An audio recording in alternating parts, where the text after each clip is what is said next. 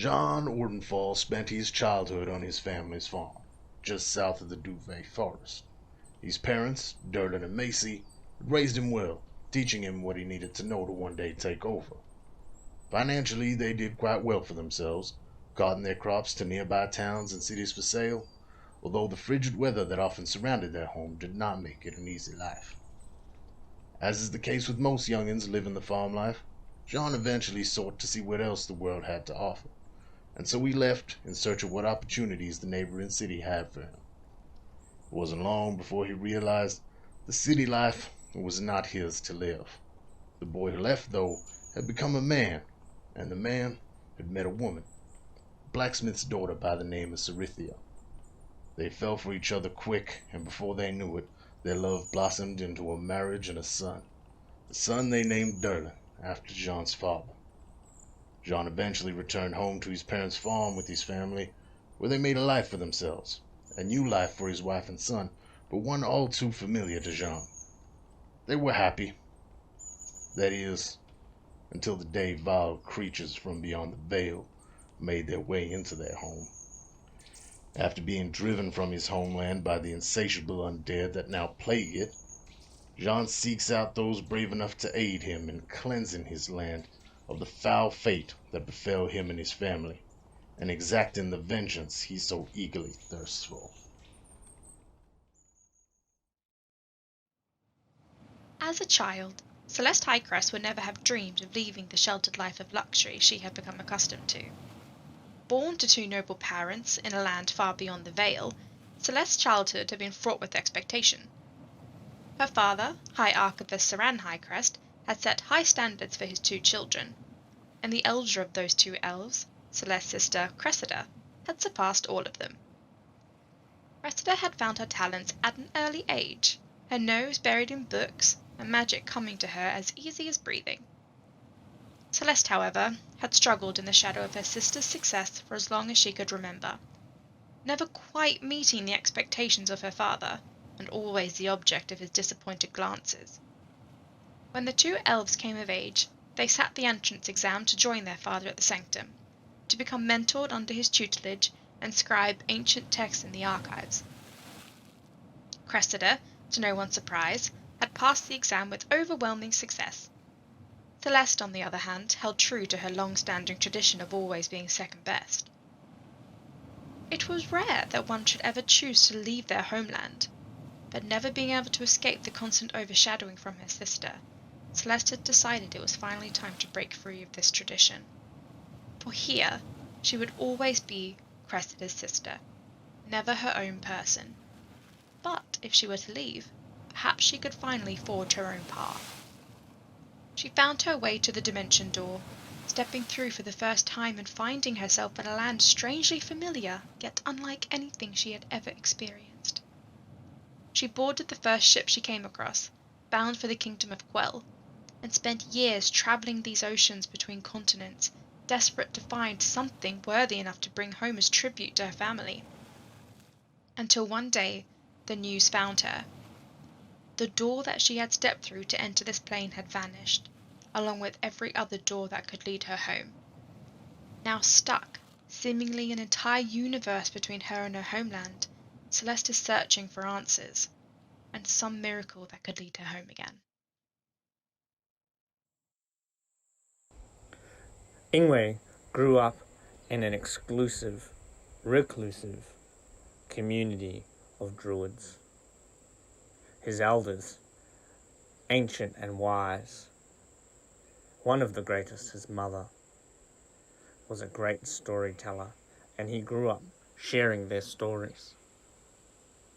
While the community has very strict rules and customs and routines,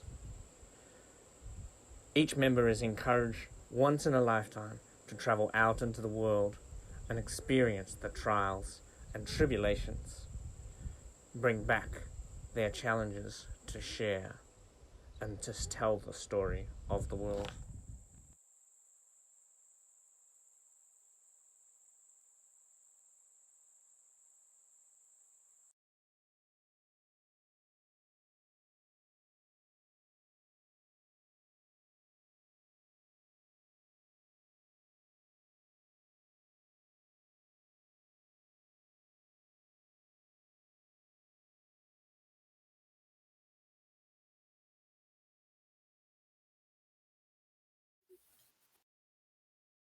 I'm gonna put that in the We thing. are back. We are potentially back, at least, if everything works. Everything looks like it's working. I'm a little delayed, but that's just because I Very am old. delayed. Anyway, Dice. welcome everyone back to Monsters and Mayhem. Woo! And someone is typing so fast that they can catch their own shadow. Sorry about that. No, we can hear it. That's cool. Yeah, welcome back to Monsters and Mayhem. We have some announcements, but the first one you're gonna get a repeat of in the break because Laura cooked something very special up that I copy pasted in because I steal content. There you go. No, I don't actually. First announcement is just join our Discord because it's amazing. It's fun. There's a lot of really cool people there. It's a good place to hang out. It's a good, safe place to talk about a lot of different things, life in general. You can post pictures of your pets. You can post pictures of whatever you're cooking. If you want to get inspiration for something to cook, that's also happened at least 1,000,000 times in there. And you can hook up with us and play some D&D games. You can play some online games on Tuesday nights. I know what hook up means, but it's not the same thing. It's D&D. Come on, it's not that. It's not that D. I am a married Like man. all of our faces at the same time. We're just like, Well, that is up to your dirty mind, not mine. Anyway, join us. It is not an orgy. Anyway, that should be our tagline. Yeah, that's such a weird Join our clarifier. Discord. Yes, it's not an not orgy. an orgy. Or is it? Why don't I just keep my mouth shut sometimes? That would probably increase popularity. Anyway, that was probably an announcement. It's a very wonderful place to go, and next time I'm not going to say anything. Anyway, Check it out for yourself. You know, yes. inquisitive So mind. check it out for yourself. Pay-per-view, you know. And yeah, I think that's a good T-shirt. I think. Anyway, I'm just gonna clip that like the last like 2 minutes. We'll just use that as our ad. Yeah. the intro, the new intro. Anyway, we can put that on D&D if you want. Join our Anyway. Discord. It's not an orgy. And that's the end of the stream, everyone. So. Bye, everyone. That was my technical difficulty. That was just a brain mouth. I love it. Anyway, we also have a birthday coming up soon, and according to that, we hopefully have a lot of very interesting, cool stuff to share with you. We already have some things in the work, but we can't talk about it because we gave ourselves an NDA. I don't know how that really works. We signed a deal with Vartex. Well, that's probably not the greatest idea, but yes, I didn't sign anything. Anyway, my name is Tom. I'm the producer and dungeon master of Monsters and Mayhem. And if you have more dice and good things to say about Andrew Tate, you come to the right place. About? With that out of the way, 1000%. exactly. Fuck I hope that guy. everyone's like that. Yeah. I would have said Andrew some. Tate, I wanted to yeah, say watching. something else. I wanted to say something else, but I'm pretty sure that the C word's going to get taken out of Twitch. So You were I don't going to say think if you have more people, if you have more dice than people on an orgy. next week. Anyway, with that out of the way, let's listen to a cow and proceed where we left off last week. So, I'm going to turn this slightly down because this is a little loud on my end here. So, last we left off, you escaped being kidnapped. Each of you had been put in cells one by one, and Sean managed to miraculously break through a metal door with a little help from his friends. Well, 4 doors, technically, I guess. And mid-fight, you ended up having a bit of an interesting encounter with 4 individuals who ended up actually saving you, kind of, from a situation where you'd end up having to fight a dragon. The dragon did die, not thanks to you, but you were also busy trying to get the hell out of Dodge. You arrived in a place of very big shroud of mystery around it. A floating city, 10 kilometers currently above the city of Kingshelm. somehow shielded and invisible to others, but with a fairly large amount of people living there, with a lot of amenities and a lot of tools and guards even. And you were asked by a secret order if you wanted to join them. Your initial response was not to say yes, but they seemed to be very understanding. Instead, they gave you a few items to help you on your way and then decide on your own whatever you wanted to do and where you wanted to go. And that's where we left off last week. That was a bit of a mouthful.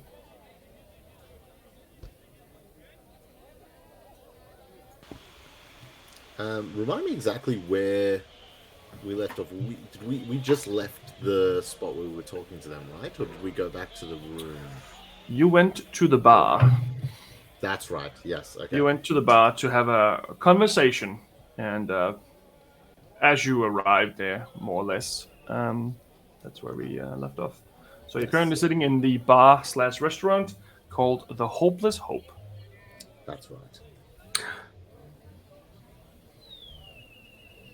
And we got items. Can I just check? Because I have, I've got this. Celeste. You know this, band thing that you gave me. They gave me, but we decided I was going to wear. I'm currently wearing it around my finger, which is wrong. It's like a ring, and I'm just wondering what it does. Oh, sure, I can tell you that. And I think I did a big old ritual cast identify on everything, didn't I? You identified it, So, and then I've added it as a ring of regeneration. And then I was like, note, find out actually what it should be. Yes. So those items you did not have to identify. They were actually you were introduced to what they did. Yeah. But you can of course identify them if you want to as well, if you don't trust them. But I you're think definitely correct. I remember John's boots on the table. yeah, Right. that's right. Yeah. I Perfectly fine. Pick my So- boots up. Just to clarify, it was a build of regeneration. It was not a ring. Okay. And what does it do? So every round in combat, you regenerate 1d4 hit points automatically at the start of your turn. But it does not work if you're unconscious. 1d4 at the start of my turn. Okay. How come? How come? Huh? Does that work even when he's in bear form? And like wolf form and stuff? All magical items work when you're in your form, so that's correct. Nice. I got some sort of amulet thing. You got an amulet of spell storing, so you can store one of your spells up to level 3 in this, and it will be cast using no material component. This is definitely something Any we should spell or one of my clarify. spells? Theoretically, any spell, but you have to kind of attune to it to do this. Fireball. I mean, No material theoretically, you can get component. someone else to. Resurrection. I mean, so theoretically, you can get someone else to attune to it, put a spell in it, and then you can pretty much use it. Yeah, I guess. But then it would use your stats for casting the spell, not his or hers. Nice. Okay. And to I clarify, guess. Sean had a set of boots, which give him +1 Constitution, and Celeste got a leather armor +1, which is called the Cushioning Blow. I didn't know it had a name. And Sean's boot is called Heartless, with a D, not a T. Harmless. Yes, and the other two don't really have a name specifically. And just to clarify, I assume it brings your Constitution score up by 1, not the bonus by 1. right? Correct. Just Yeah. the ability score, As well. So, not the sweet. modifier. Yeah. Yep. Awesome.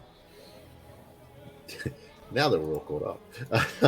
There you Well, go, just to everyone. make That's sure what you're your caught up items are. as much as possible. There was also a few other things that was identified that I know of. There was a ring of protection +1 and a dagger +2 that you got from whatever was left of cast iron stuff. And then we also found a key and a crystal sphere, which they had as an arcane focus. Correct. So, okay. Correct. Sweet. And as far as I remember last time, Ingue also cast a spell that managed to uncover something interesting about Sean. Yes. I know. I don't remember that. Don't know what you're talking about. However, as time progressed and he stopped focusing on that, he noticed something else too. Drekik and Sean are both affected by a curse as well.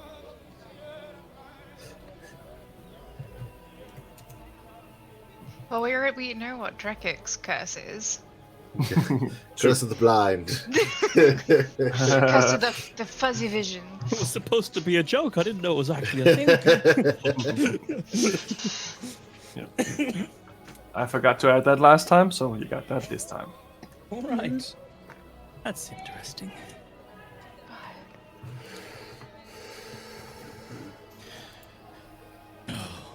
Well, shall we order something to eat? Suppose so. Guess a full stomach can make it easier to process everything that just happened, I guess. I'll hit it up. My shout. What does everyone want? I don't know. What do they serve in the sky? Same thing. I mean, if anything, Jean would know best, but I figure it's mostly the same things that they serve on the ground. Yes, I would definitely know best. I'm gonna just sneakily try spot a menu and see if I can give it a read without anyone noticing.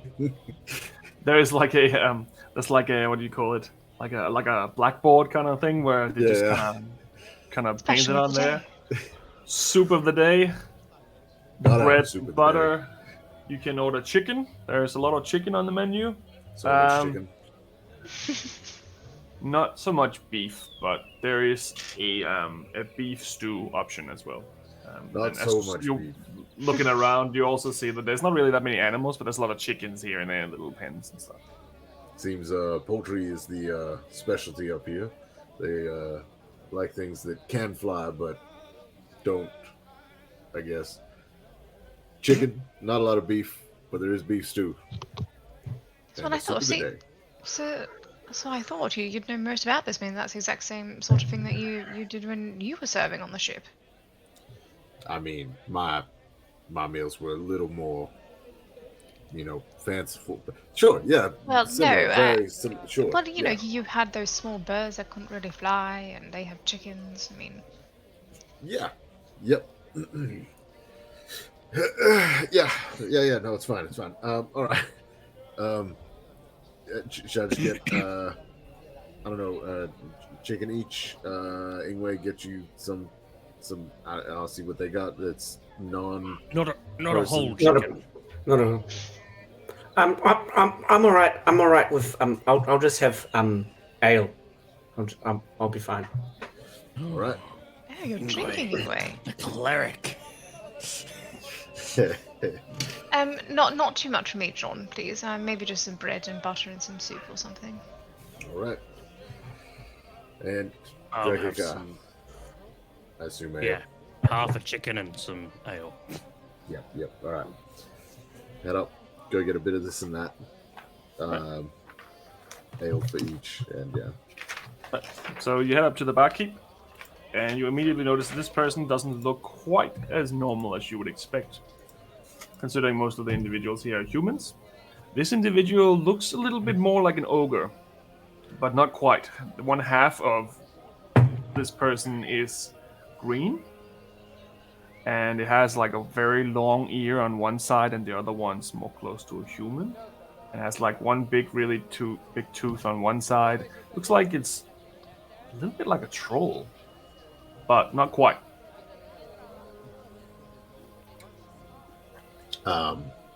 It looks to be a man. Greetings. Hello, my friend. What can I get you? Just 4 ales if possible, and half chicken, A little bit of this and that, some bread and butter, a little bit of soup. You know, enough to get about 3/4 of that table.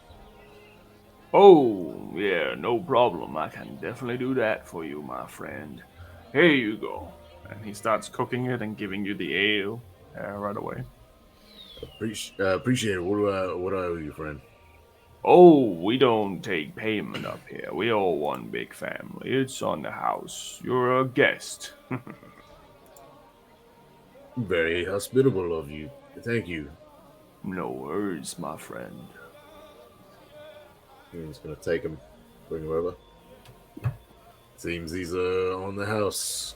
We're guests, and they sort of view this as a whole big community. I guess it's all inclusive to most up here, if not all. But anyway, here's the drinks. I assume food will be around shortly. Oh, well, that's very kind of them. I always get suspicious when people are too hospitable towards us. Yeah, I just feel bad when you get free shit. Like, Well, they must be descendants of Lightbringer. Oh, he was a great guy. What do you mean, what's that? The whole conversation about it last time. I mean, 10 minutes ago. last Did we? 10 minutes. Sorry, I thought that was your internal monologue. I wasn't aware that we were privy to that conversation. I do apologize. Well, on the topic of conversations, I believe there is one to be had in regards to what they were talking about not 20 minutes ago. Yeah, like should we join their club? Aye. Yes. Yes. We should join their club. Yes. We're already in 2 clubs. I just feel as though putting our hands in many a pot. I will say this is the first club I'm voluntarily joining, I think. I suppose. Well, there is something to be said for that. You never Nah, signed a you contract with didn't Val. have to. You did, yeah, but also the contract with Vartex. Well, I kind of feel like there was reasoning behind those. As far as I didn't know what the heck was happening. Even now, it's confusing. Yeah, I don't know. I feel if you make too many allegiances, it's difficult to keep everyone happy, right? Like, it's hard to keep a promise to someone if you're making promises to many and some of them clash. And don't get me wrong, out of all of the deals that we've made, I think this is the one I would prefer to join.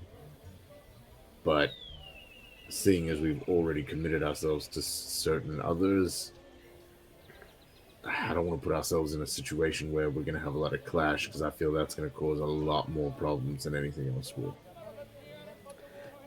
Am I right in thinking that Valentina was with these guys? Because she had were they tracking her because she was on their team, or do you think they were tracking her because they didn't trust her? Well, they did mention that she was fighting on their half or for their cause, so I imagine unless she did some shady shit. Because they gave us these amulets so that we couldn't be scryed on, right? Yeah. Yeah, The rings. The rings. I'm pretty uncomfortable about. I don't want to wear it. Because then I can't be scryed on by my elders. Understandable. What is it? Well, what is it about your elders scrying on you that you're uncomfortable with them not being able to? What's the purpose of that?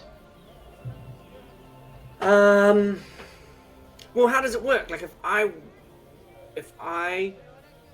if I can't, because really actually they don't scry on me. Maybe, I don't know. Well, but that's like in our culture, we tell stories, and my story is being told now, and people can watch me out in the world, and then I come back and I tell the story, but they already saw it live. You know, like that they can watch. They could be watching now. Right. It's interesting. So it's a constant sort of stream.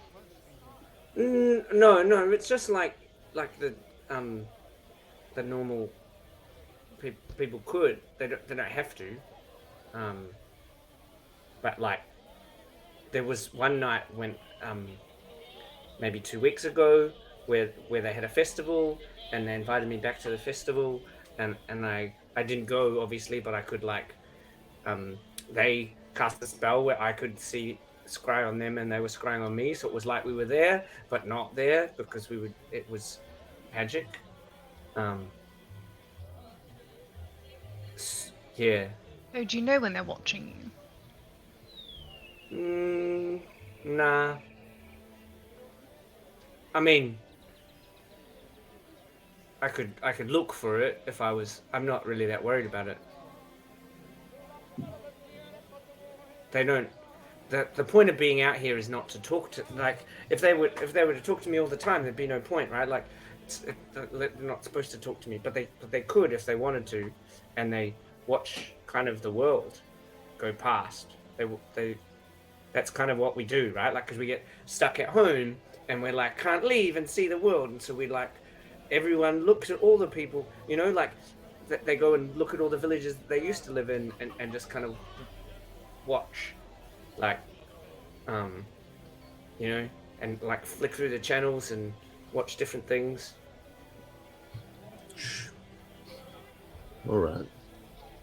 Yeah, like, and the young ones who can't cast the spells, they can like subscribe by going to one of the elders and watch what they're watching. But you can't choose yourself because the young ones haven't been out in the world. But they can watch what other people are watching and then comment, like you don't get to play, but like you can watch them playing and they comment about it and stuff too. It's real funny. Sounds like a stupid thing. I mean, I mean, look, to each their own. It sounds like an interesting concept, I guess. Like, I'm not fully wrapping my head around it. But if you don't want to wear it, you want to keep yourself open, by all means. I'm definitely going to be wearing it myself. I put that thing on immediately. My only worry is that it almost has to be a normal nothing situation, because if the reasoning behind wearing them is so that we cannot be watched by, you know, malevolent forces, if one of us is not wearing it, then that leaves us all open. Yeah, I'm not saying I never want to wear it. I just like if we're like off to go and open the gate and we don't want people to see us to do that, then I'm happy to wear it. But if we're like sitting in the pub, like, because the other thing is it stops me from being able to find you. You know, like if we get split up, I can find where everyone is because like I can find the gifts that I've given you, and but yeah. Well, I guess the advantage there is that it's just a ring. So if we are ever separated and one of us feels in trouble, we can probably pretty easily slip it off, make ourselves findable, so to speak. Not always going to know when people are going to want to watch us either. We could be, you know, discussing going to the city and talking about plan, and they could watch us then. Oh yeah. Do we have to like attune to this thing, or can we just like? Is it like magic ring? We like, it's off. How does it work? Don't Feels think like you just it's- slipped it on. I've got it on. They don't require attunement, do they, DM? No. Now you see him. Now you don't. Now. If anyone was watching and really like messed them up, that'd be funny. Yeah. Okay, well, is that the compromise then? Like if we are doing important things, then I'll put mine on, and if we're not doing important things, then I can take it off. See, I don't. What comes down to important things? It could even just be us being somewhere. And, people would know exactly our location at any time. Even if we were talking about, what color socks to wear tomorrow, and someone to come and kill us, they could easily find exactly where we are and come and kill us. It doesn't have to be. But you don't need magic for that. I'd like put the. Should I stop putting the cloud in the sky? Is that also what you're saying? Like announcing our presence? Potentially. I do feel as though lately, whenever we've arrived somewhere, trouble has always swiftly followed us. Maybe. Yeah, but it's not been like we've been causing the trouble. It's just sort of Found us? been happening. Yeah? Yes. Like rain that appears when you step outside. It wasn't coming for you, but you got caught up in it. I'm pretty sure we weren't the reason why the guards got slaughtered or the alleyman slasher showed up. Or... Well, cause and That stuff. correlation are two completely separate things. We can't rule out connection at this point, I don't think. Because, as far as I'm concerned, we are walking around with targets on our back. But what about like our friends? What about like Alexander or Tam? Like, What about them? well, they won't be able to find us either. Well, I can always tell them where we are if they need to come find us. They can still talk to me, and I can still talk to them. It's just not. It's a matter of them not being able to see, which I doubt they have anyway. They can't, zone into my exact location at any given point in time. They can still speak to me. I can still speak to them. Worked as it always has. What sort of radius is that sort of vision spell, whatever you call it? Scrying, you said? How exactly does that work? So you were saying if one of us doesn't, it might fare as useless? Well, it depends on how, I suppose, how perceptive you are. I would probably see far less than Ingue would, if he were to cast a spell, or Drekik for that matter. But you can see anywhere from, a couple of feet out from that person up into a whole room, find their surroundings. Huh. You can also hear what that person's saying and what's being said to them. It's as if you're standing directly next to them. Interesting. All right. Just trying to get it. But wait, Understand. what about these ones? If you're wearing it, oh man, does it block? Like, if you're wearing the ring and I'm sitting next to you, does it mean someone can't scry on me? No, because they're coming into your mind almost, and so you not wearing it would have no effect. Yeah. Okay, well, so I think, Mr. John, it's like if someone that didn't know me was trying to find you, then they couldn't. If you were wearing, like, if someone, like, say you're. Ooh, I shouldn't say that. It would be offended. I shouldn't say that either. That'd be offensive. Oh, I got it. Say there was like a judge who thought that you lit a fire, and they were trying to find you, right? Sure. Seeing Hypothetically, yep. Seeing as I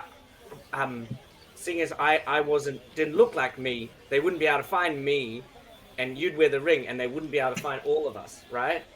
But if the Pixie King wanted to find any of us, he might be like, oh, I'm gonna go and find John, and then he can't find John because the spell doesn't work, and then he'd be like, oh, that didn't work. What about Drekik? Oh, that didn't work. Oh, I'm gonna get Ingue. I mean, he'd get me first because. Anyway. Yeah, sure. I think I think you get it. Sure. Well, but I mean, I'm gonna wear it regardless because the way I see it, it seems your magic has got some limitations, right? So if that is the case and it does expend energy and whatnot, then I mean, if they try on me, that's a bit of waste. Um, maybe they won't want to risk trying someone else that day, or I don't know, something to that effect.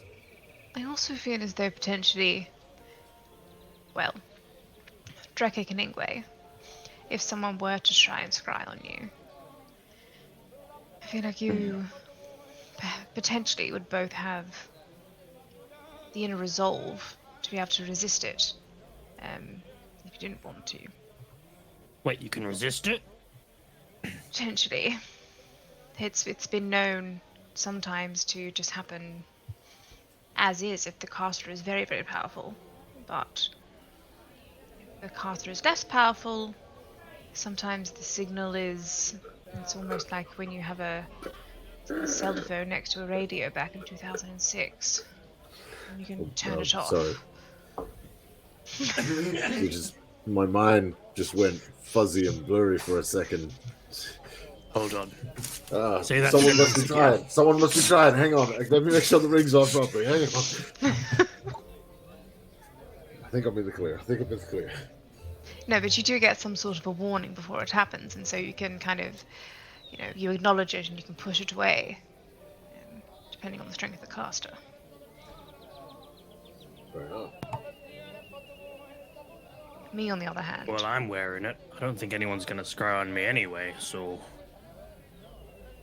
I don't know of anyone that will scry on me. Does it stop the gods from seeing you? Depends on how they are seeing you. If they are using a very base level spell, then yes, it could. Although I don't know the power of the gods, so I can't attest to what devices they have up their sleeves to be able to actually see people. I don't know. Maybe... Some thunder if you can see us. Or Dreki can me, I guess. Yeah. If you... Stormlord, if you can see me, please let me know. That way I know if this ring should be worn or not. Or Ran, or let me just start listing off the gods here. Or Flando, or... Oh, gosh. Okay, there's thunder. I guess you can hear me. Guess that's fine. Alright, well there you go. Well, is there a specific, that's what I'm trying to say is, it's quite a big consequence for me, culturally. Well, not a big, it's a consequence for me culturally to wear it, and at the moment, that no one's given me a specific reason. None of you have shared with me the reason why you want me to wear it. I'm fine with you not wearing it. I just want to clarify. I'm wearing it. Y'all can do what you like wish. You should wear it when we're on the road traveling. But if we're in a place like this, where it's hard to tell where we are, then you can take it off, maybe? Does that make sense? Like, because if someone's trying on us right now... right? They'd be like, you're in the bar that I recognize, because they'd be able to see... Oh, maybe not. Yeah, there's a lot of bars in the world.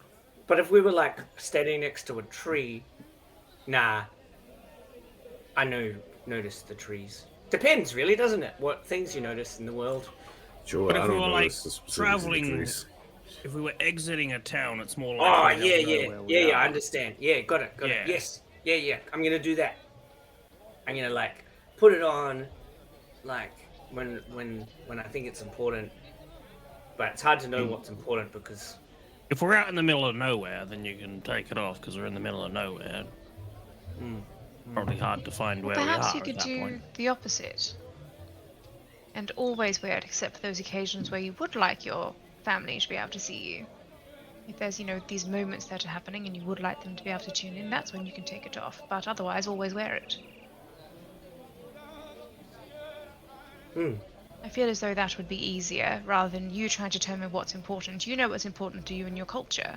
And so rather than trying to figure out what we deem is important for them to not see, you can determine what's important for them to see.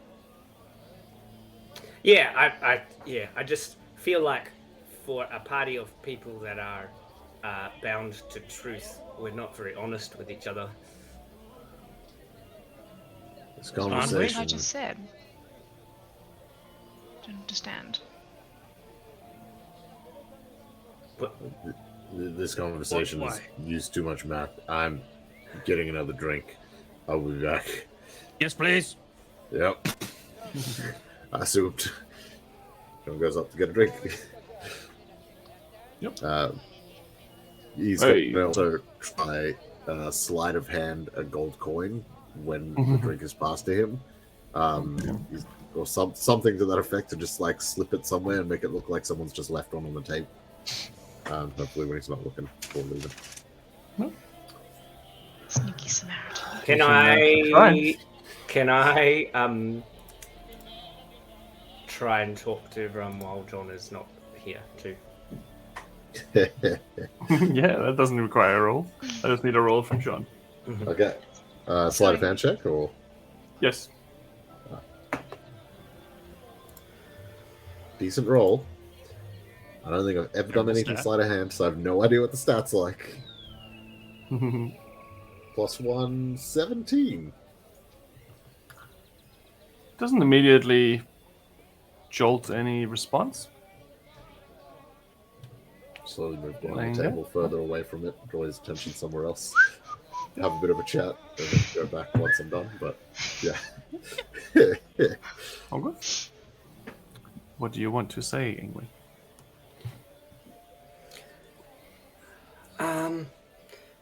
So, on the walk over, we were asking Mr. John. I noticed had that tadpole thing in his head, and Mr. John and Drekik are both suffering from some sort of curse. I couldn't figure out what it was. What? And I asked Mr. John about. You were all there when I asked Mr. John about it. Yeah, Maybe I didn't yeah, mention no. the curse thing. The curse thing. Yeah, the Sorry, curse. one problem at a time. Yes, Jean. John's cursed. Can we make sure we have a conversation about Mr. John? I mean, maybe not now. He looks like he's coming back, but have a fuller conversation maybe about what we should do. Right. Because my understanding is that the thing is eating his brain, and he's gonna die. But maybe that's the wrong story that I heard. Eating my brain? No, Mr. John's. I haven't figured out what. I'll figure out what your thing is. The thing?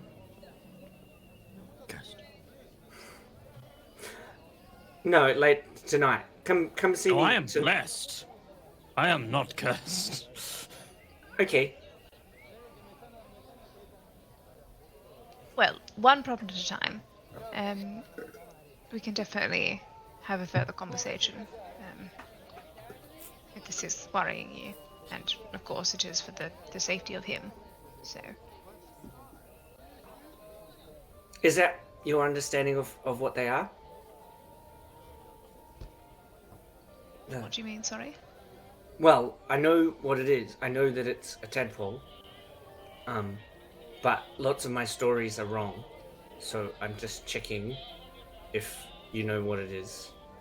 Oh, I have never even heard of anything of the sort before.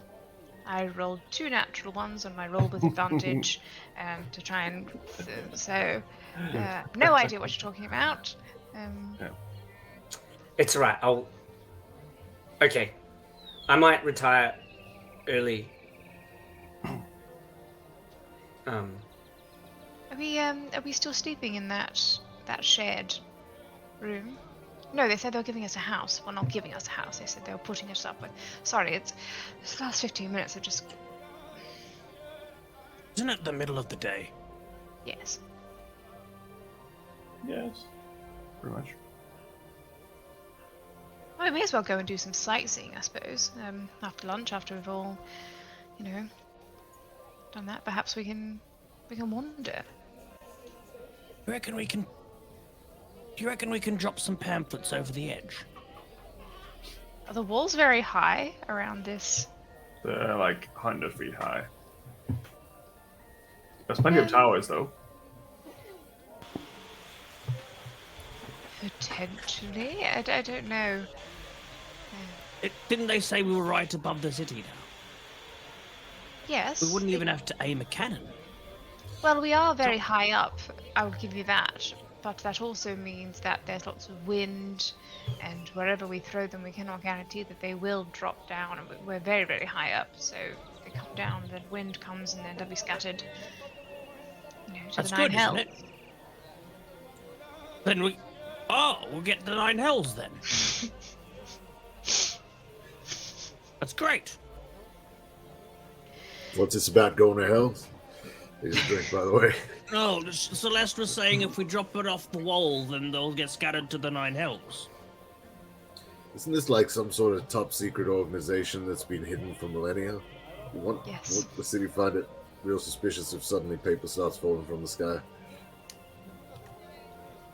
That was going to be my next concern. Otherwise, I like the idea, but... Thanks for the beer, Mr. John. But I'm not going to drink it.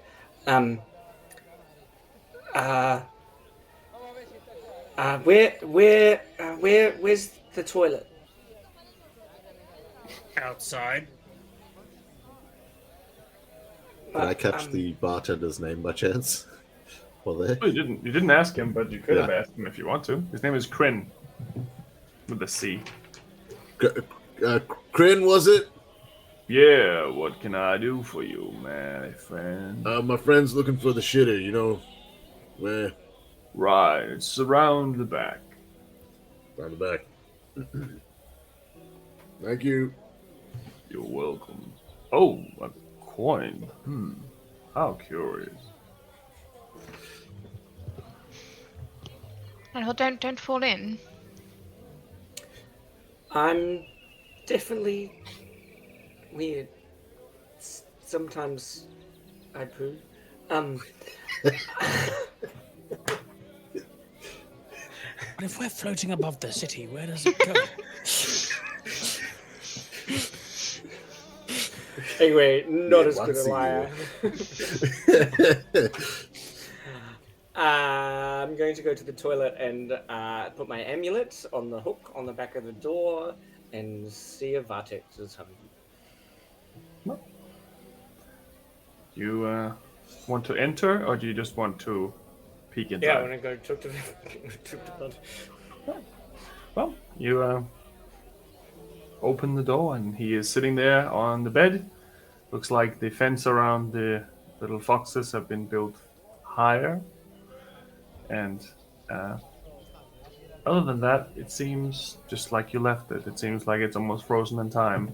Except for that one little thing that the fence is bigger now. Oh! Are they getting out? Oh, I thought it might just be better for them in the long run, if you understand. Yeah, cool. Oh, well. Oh, I should spend more time with them. I'm not a very good liar, and we're not allowed to lie. So I don't have long. I've just popped in, because I have a question. Right. Do you know, do you know what tadpoles are? Not the frog ones. I heard a story, and sometimes my stories are wrong, and that there's a creature that eats people's brains and then turns into a mind flayer. Do you know about them? Yeah, I have had certain encounters with certain of these individuals. Yes, I do know. Well, I've got a friend that has one in his head or shoulder or I don't think it actually. Anyway, liver somewhere. They're usually in the head. Yeah. What do I know? I've been in here for a while. Do you know how to get them out? Oh, wait, is that story true? That it's eating his brain? Like, I definitely know it's there. I just don't really know what it is. I mean, I do know what it is, but I haven't been out here very long.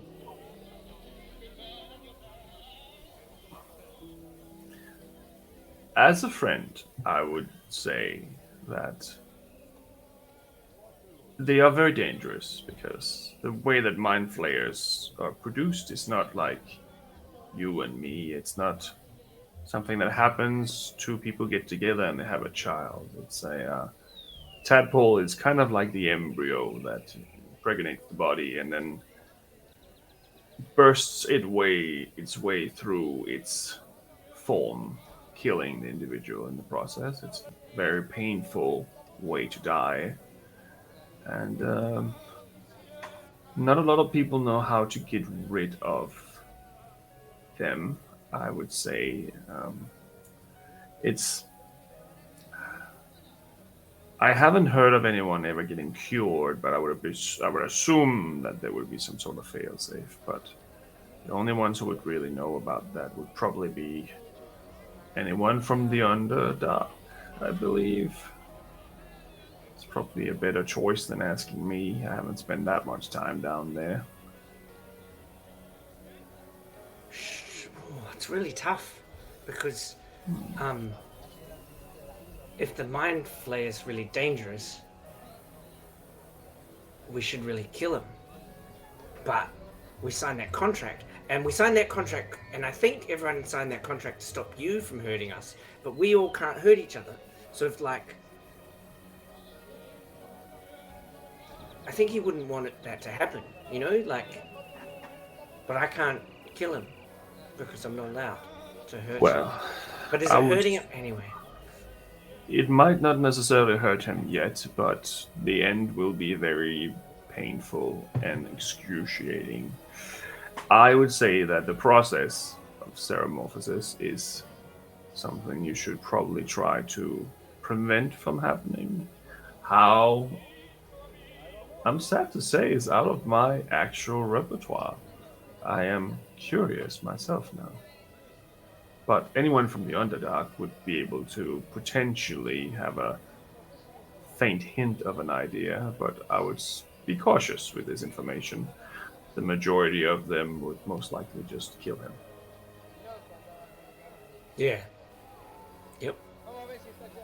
Sensible course of action. I like Mr. John. I like Sean too, but not as much as I like you. Anyway, this would be too obvious. I better go. Right, can you bring me some candy next time you come back? Maybe some books. Maybe some books, yes. Some books? Yes, I'm awfully bored in here. Oh, well, here. I don't have any candy, but I do have books. Right. Let me have a look.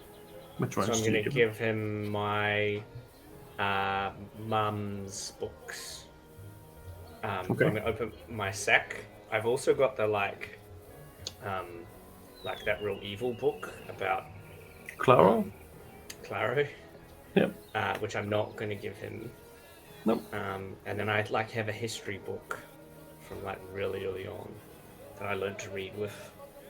That I won't give him either, but I'll just give him my mum's books. Okay. I'll write it down. Latix has English books. Do the foxes need anything? Should I bring them some real food? Sure, guess they need something to eat eventually. Have you not been feeding them? Yes, but in this construct, they are awake enough to produce their own food. Oh, cool.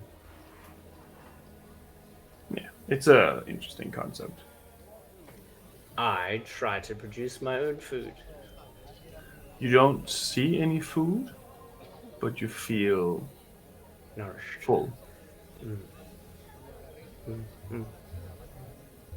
And on the way out, try to control the space again. Yep. Doesn't work. Fail.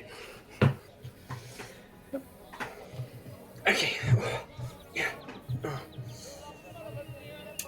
Yeah. So you come back into the toilet. Mm-hmm. Unfortunately, someone else tried to occupy it while you were gone, and you were literally scaring the shit out of them as you pop out of this amulet hanging on the door. And you see this maybe 50-year-old man. He looks like he's probably a baker of some sort. And he's just sitting there and just having his own good time, just trying to pass time. And then suddenly there's an Ingue sitting on his lap. Like, whoa, whoa, whoa, whoa, whoa! What? Where did you come from? What? Ah, Sorry. They should have a lock or something on these doors to stop people coming in. passed out. Could you tell he was a baker because he was pinching a loaf?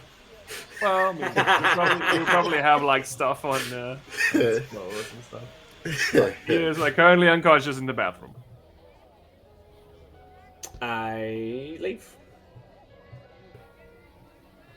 This should be illegal. You should be arrested. Bad, John. Bad. That was all You fucking deserve drunk. to get your mind eaten now. We're going to Already started. Oh. Arrow. What does everyone else want to do in the meantime when Ingue is gone?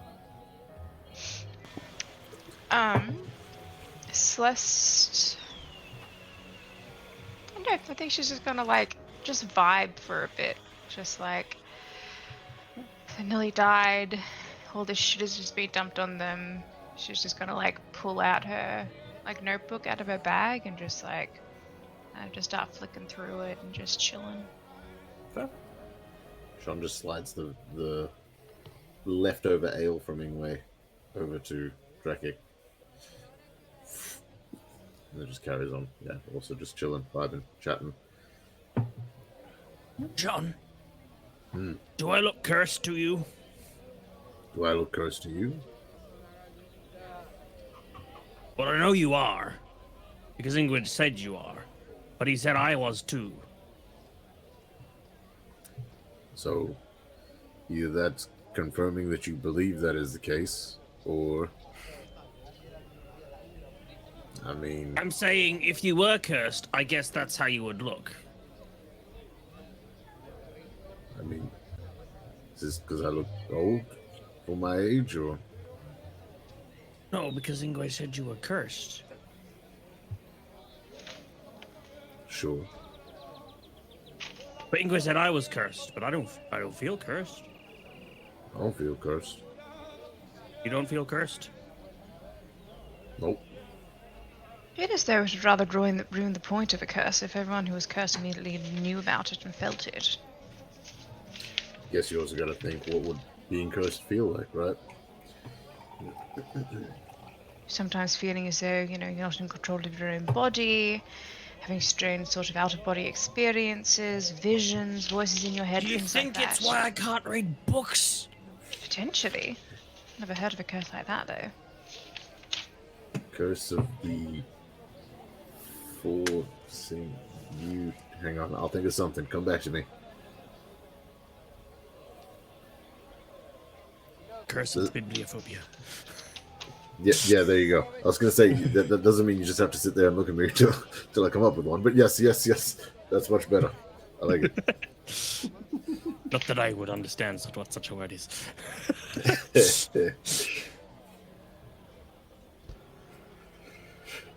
Yeah. It's an interesting thing to think about, but I mean, with everything going on, what's not to say we just got the shit end of this deal? Went to the tattoo.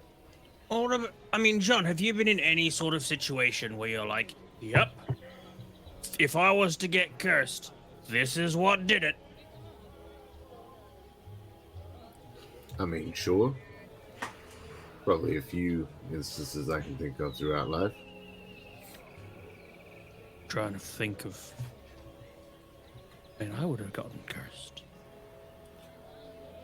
When I picked up the sword? That was going to be my guess. You also It signed does a deal seem with the rather- leprechaun. Well, then that would mean I would be cursed too. Yeah, What's because to you say talk. you're not? Yeah. Well, because That's Ingue what didn't the say one's that off I was cursed. cursed. Sure, but him and you are the most magical, right? Maybe magic hides it better. I don't think that's how it works. Fair enough. If Just an anything, I idea. feel as if anything, I'd feel as though it'd be more prevalent. But yes, that whole issue with the sword, Drekik, it was rather necromantic in a way. There were all the bodies and all the skulls and all the ghosts that came out and were like, jeering, and they had that big circle around you. It was all very... Honestly, you got to admit, thinking back on it was pretty cool. Yes, until we all died. We didn't. No. Thankfully. That's what I mean. Thinking back on it is pretty cool. At the time, definitely not. Still feel as though I see that dragon's face in my nightmares. No, that was just like like 2 hours ago or something. No, How many last dragons night. must we had a sleep fight? since then. Right. I'm getting rather sick of, things trying to eat me. I've never tried to eat you. That I know of.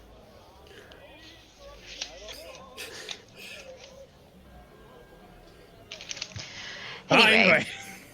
Yeah. Oh, just in time, actually. I was going to actually think about what our plans are moving forward. Why do you have flour on the side of your shirt?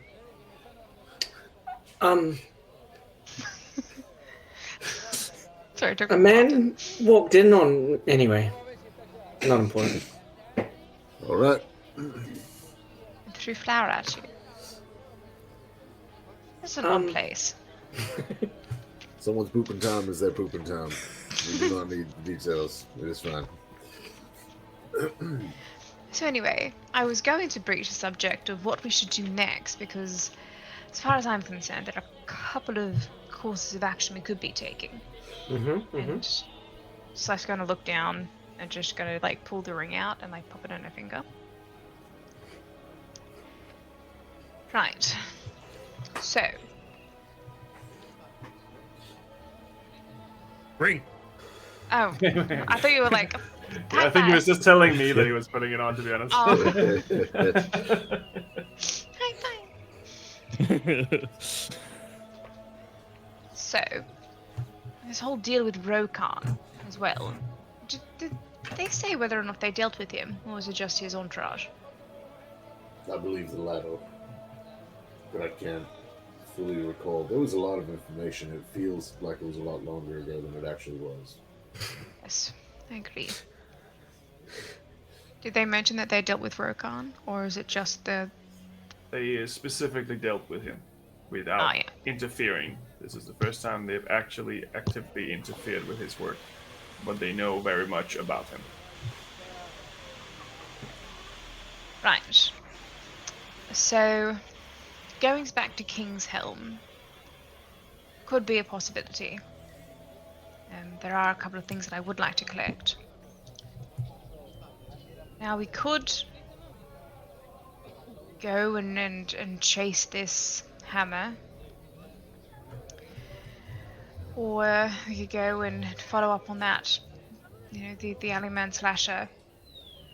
Things for your family, John. It would help them feel a lot safer, I would suppose, and that would involve potentially going to Crackball. I suppose I'm just wondering, where are we going? What are we doing? What's our next steps? Although I would like to preface this by saying I would like to take a few days and just breathe before we do anything brash. Sure. Well, I feel like it's pretty obvious where my preferences lay. I'm always going to be looking to try to stop anything that's, threatening and harm my family. But I feel pretty safe with them in Kronos now, so I feel like they should be pretty alright. Mana has been informed. Perfect. Appreciate it. I would like to go to that door. That Wait. But we you need spoke the- of. But we need the keys to open it. Is that right? No, we need. Depends on which You said door we he's needed the referring to. tattoos. Yeah, that's where Valentina died. There was Yeah. a door there that required all four of you.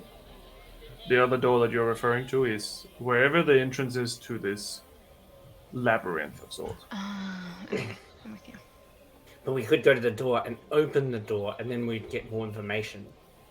Because As to what our next steps are in regards to that whole prophecy, thing. Because I mean, at the end of the day, I came with you guys to figure out what the heck this tattoo was, Yep. and that seems the next step.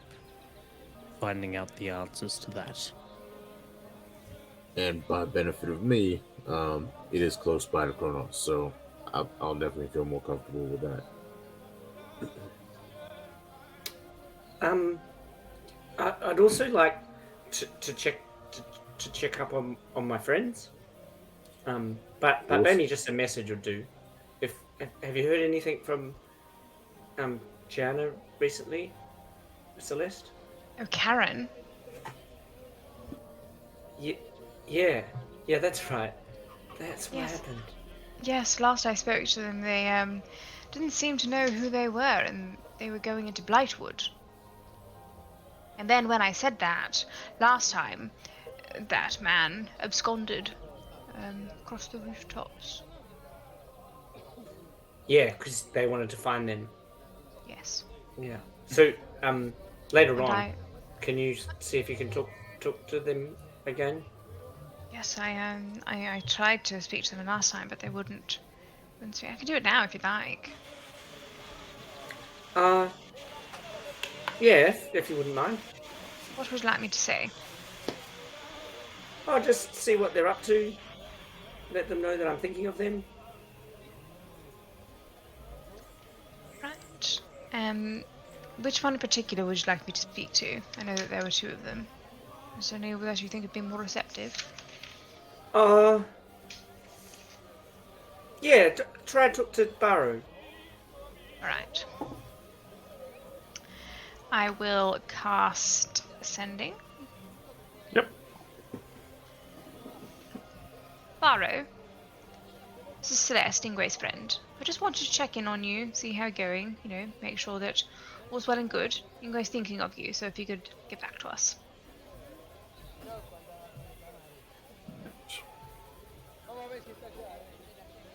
It takes a few seconds, and you get a response. Hello? I don't know who this is. My name is Morrison? What's, I don't know. What's it? Right, well, good news, definitely still alive. Bad news, still no idea what's going on upstairs. Apparently they're Morrison now. They have no idea of you or me. Oh well, that's made me feel better. But we can always go to Blightwood if that's something that you would, if that's a thread you'd like to follow, especially if they are your friends. Oh yeah, one day.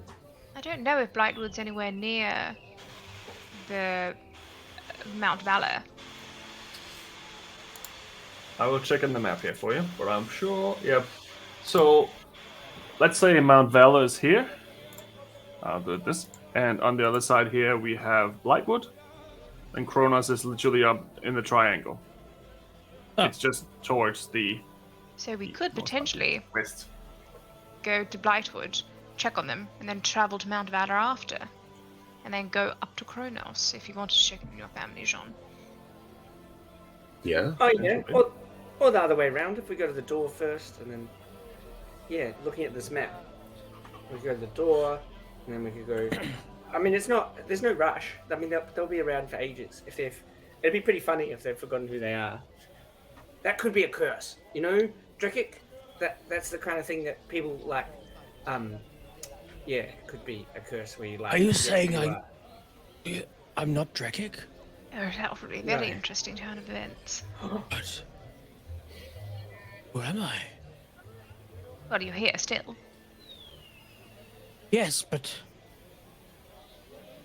all these memories, are they Dragic or someone else? If you were actually Ron, who has forgotten who they were, thus the death of Ron and death being reborn. Fuck you, my dude!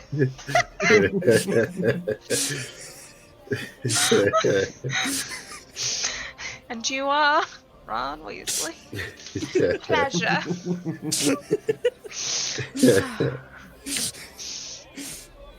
Sorry. Okay. So, I wonder, is there a way to get to Kronos from King's Helm easily? I mean, We could just walk.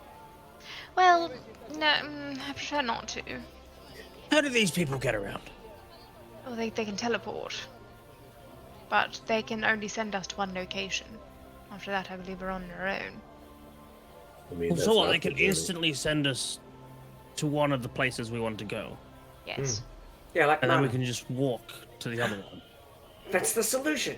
Why don't we go see Mana in Kronos, right? And then get... Mana can't teleport us. Oh, that's right. She got someone else to do it. Well, my sister will be in Kronos and she can do it. So if we head to Alright. the mountains and Blightwood and then wrap up at Kronos, we could potentially see if Isn't- she could get us to our next destination. Isn't Cronus closer to the mountain than to Lightwood? It is. That's why I'm saying which. We go to the mountain, Ever and we go order. to Kronos, and she warps us to Blightwood. Yeah. No, we want to go to the mountain, and then we want to get these guys to send us to the door, and then we'll walk past Brightwood on the way to Kronos, and then Kronos, she can send us back to King's Helm. I was hoping to get my things before we left, but I suppose if I've got no choice, then... Well, but then we have to go from King's Helm and figure out a way to get... I mean, yeah, we got time. There's no rush. Where are your things? Oh, Unless. well, can't they just pop you down for a quick shopping trip and pack up? I mean, I could ask, but I feel as though it's rather inconvenient. Quick thing, isn't it? I mean, these guys took down a dragon. I'm pretty sure popping you down and up is like for them. Well, we are going to be here for a few days, so maybe I could ask them if they can do it. Yeah. Doesn't hurt to ask. So, we go to... They take us to the door, and then from there, we go to Blightwood, and then from Blightwood we go to Kronos, and then once we figure out kind of what information we got from the door, anything, you know, like that, we then get your sister to bamf us to whatever our next destination is, depending on what information we've gathered in the meantime. Sure. Admittedly, this is dependent that whatever's behind that door doesn't take us somewhere completely different. Exactly. Yes. Well, like Ingue said, he's in no rush to find his friends, and they'll probably be there in another 700 years if they've forgotten who they are and they're just living in this town. Everyone's always wondering, who are these? They'll become the elders of whatever Blightwood. And that will be a very interesting story. They become the elders of their own place. That sounds good for you, isn't it, Ingue? With For your Karen and Morrison, the seers of Blightwood, be very interesting. Mm. Yeah, because they wouldn't miss home. Weird. Because that would be their home, and then they'd be the elders of that home. Yeah, but I could be the elders of somewhere. I don't want to do that. I want to go home. Do you miss home if you don't remember what home is? Oh, what an interesting concept. I mean, it'd be Well, a hell let's of a hope we never story. have to find out. Yeah, True. but you wouldn't be able to tell it because you couldn't remember to tell the story. Oh yeah. What if there was a way to make you remember? I wonder if Or your like elders after can... 700 years, you're like, "Bah!" I mean, That would be This magic stuff's been wild so far. I don't know what it's capable of. I wonder if your elders are still watching the Ingue. You said that they could tune in and out. I wonder if they're being watched. Yeah, probably. If they're being watched and they're in danger, and they're going to die, would your community intercept?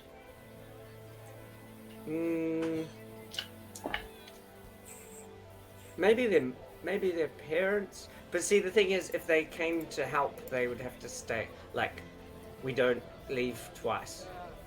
So Not even to save someone's life. Dire circumstances. No. Well, maybe. Yeah, like people have. Yeah, definitely. People have like gone and then like you're not stopped from going. You're just stopped from coming back. So like, this one time, Ariana, she used to, she used to live with the halflings, and then one of the halflings was in trouble that she met, and she left again, but then she lives there now. Like, I only know the story. I don't actually know her, right? Because she left to do that because she saw one of her friends in trouble, and so but she can't come back. So I don't know who she is. I don't know if it was a good decision. Maybe she likes living in the world. Lots of people do. That's the point. Maybe we can go see her one day and you can ask her yourself. Yeah. Good idea. I would like to do that. Perhaps we can do a road trip of all the people that left and never came back, and you can... Oh, just go and see all the furbolgs. Could be an interesting pilgrimage. Once we've finished everything else we need to do, as you said, you're in no rush. Yeah, that's true. What happens actually, Ingue? Random thought. When you're out here, your job is to find your other half, correct? Kind of that's why you're out here discovering who you are and going to come across someone that you want to spend the rest of your life with. Yeah. What if you met someone who was previously from the community and then they were like your other half? You couldn't bring them back. Whoa. I don't know. Interesting. It's not happened to you, Alex. Like they left, so they weren't allowed to come back, but they came in like through a loophole. They were allowed to come back because they came back as my partner. That's cool. Perhaps there's hope for that Ariana after all. Got old for me. Although I did like another older man. He didn't return the affection. Anyway. Well, I'm going to get up and go for a walk and maybe just have a little wander around and take in the sights, and then I might go and speak to our friends and see if they would allow me down for a day trip. Although I don't know how I'm going to get back up unless they can just take me back up again. Maybe one of them want to come with me. I don't know. I'll ask a question. They took us up before, so... Yes, but they were with us. I'm saying if I'm down there by myself. Anyway, I'll ask the question. But yes, I'm going to go and have a walk. If you do find someone and go down there, and you happen to bump into Mina, just bye-bye, I guess. Who's Mina? She's with She's in Kronos. Yeah, she's in Kronos. Oh, she's in Kronos. Okay, mind. Could you imagine if we were like, take care of her, and then they all left without her, and she's just this poor little orphan girl sitting in the big empty house all by herself? Breaks my heart. It's weird. Next campaign's Big Bad. You just figured out. She's Mina the Destroyer. You left me. I only think of that orphan dude from Meet the Robinsons, but whatever. Oh, I love that. Mr. Bowler Hat Man. Yeah.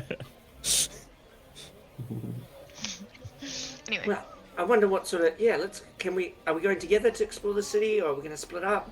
I want to go for a wander too and see all these cool things.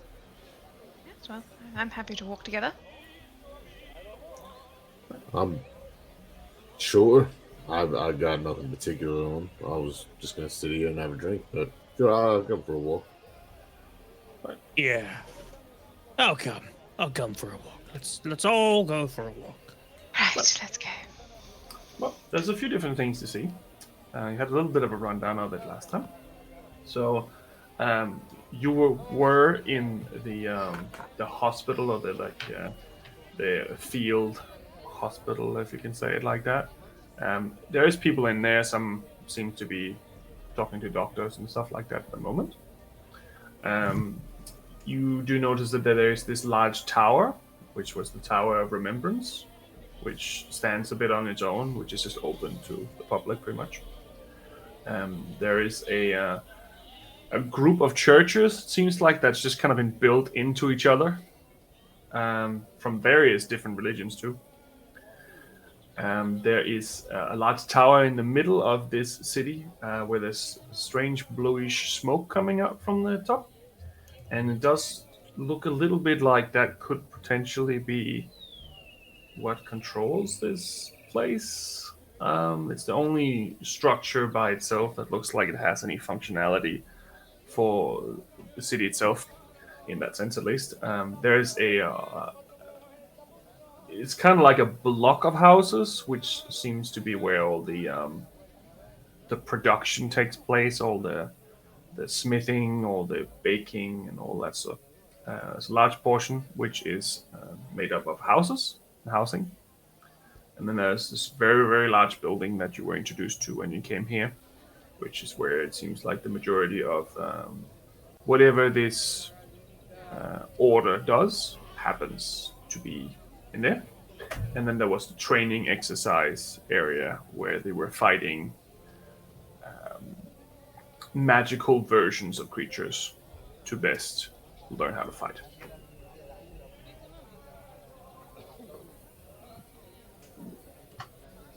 Whoa! Oh, and the purple smoke. I wonder if they'd allow us up on the towers just to, look out. I mean, I was going to ask. I just want to go and have a look, just have a look out.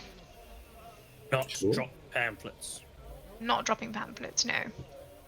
No, we can give people pamphlets. We just can't drop them off the edge. No, because then they'll know that there's something up here. We should probably go and see the church too, and see if we can recruit people to our army to I want to take go over to the city. I want. Well, if you wanted, you guys could go to the church. I don't really have much interest in that. But I can go up and see if I can have a look out the top of the tower. Okay. Celeste walks off to try to get to the top of the tower. There's plenty of towers. All of them have their own entrances. None of the guards seem to try to stop you. And you're free to walk around on the edge of the walls there to see up. And you're safe there. It's not like it's windy so you'll fall off, but you can definitely feel the wind. It's a little hard to see much downstairs. It looks like there's a little bit of a snowstorm starting to form underneath this castle. But you can kind of make out the city. 10 kilometers in the air is quite far, so there's not a lot of details, but you can kind of make out some light here and there. I just want to look out at do a full 360 look out over everything. Pull out my telescope and I'm just having a little view and watch party up there. Make a perception check, I guess, with advantage.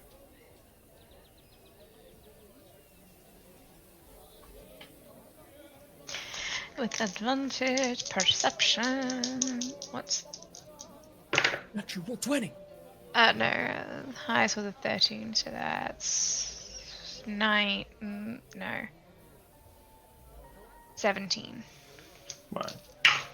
It's pretty high up. There's a lot of clouds underneath as well, so sometimes your vision gets obstructed a bit. You can see that, like I said, there's a snowstorm kind of forming and such, and you can see that army that formed not so long ago, not so long away from King's Helm, seems to have dispersed. Seems to have gone back into smaller battalions, and they're all kind of going in their own direction again. The city itself isn't burning anymore. Ludak seems to have gone back to what it was before. However, the ship is still there. It is still anchored nearby. Interesting. Cool. And did all three of you want to go to the church, or did Sean want to go somewhere else as well? Jean is very much just tagging along for the sake of tagging along. Jean is just happy to enjoy the peace. So he's just like, oh, climbing upstairs? Nope, alright, I'll walk with these guys for a bit. Cool. Fair enough. So he's just blissfully lazy. Whoever's taking the laziest path, he's walking behind them. Well, you arrive at this church, and there is a big door that seems to be open. And as you enter, you notice something a little odd. There is like a doorway that leads you straight into like a courtyard. And in this courtyard, there's a lot of tables set up, almost like it's a cafe. And one thing that strikes you as a little strange is that there's a few people sitting around this table. They all seem to be priests or paladin from different religions. And they seem to just be having a lovely chat with each other and just eating and drinking, and look like they're getting along pretty well.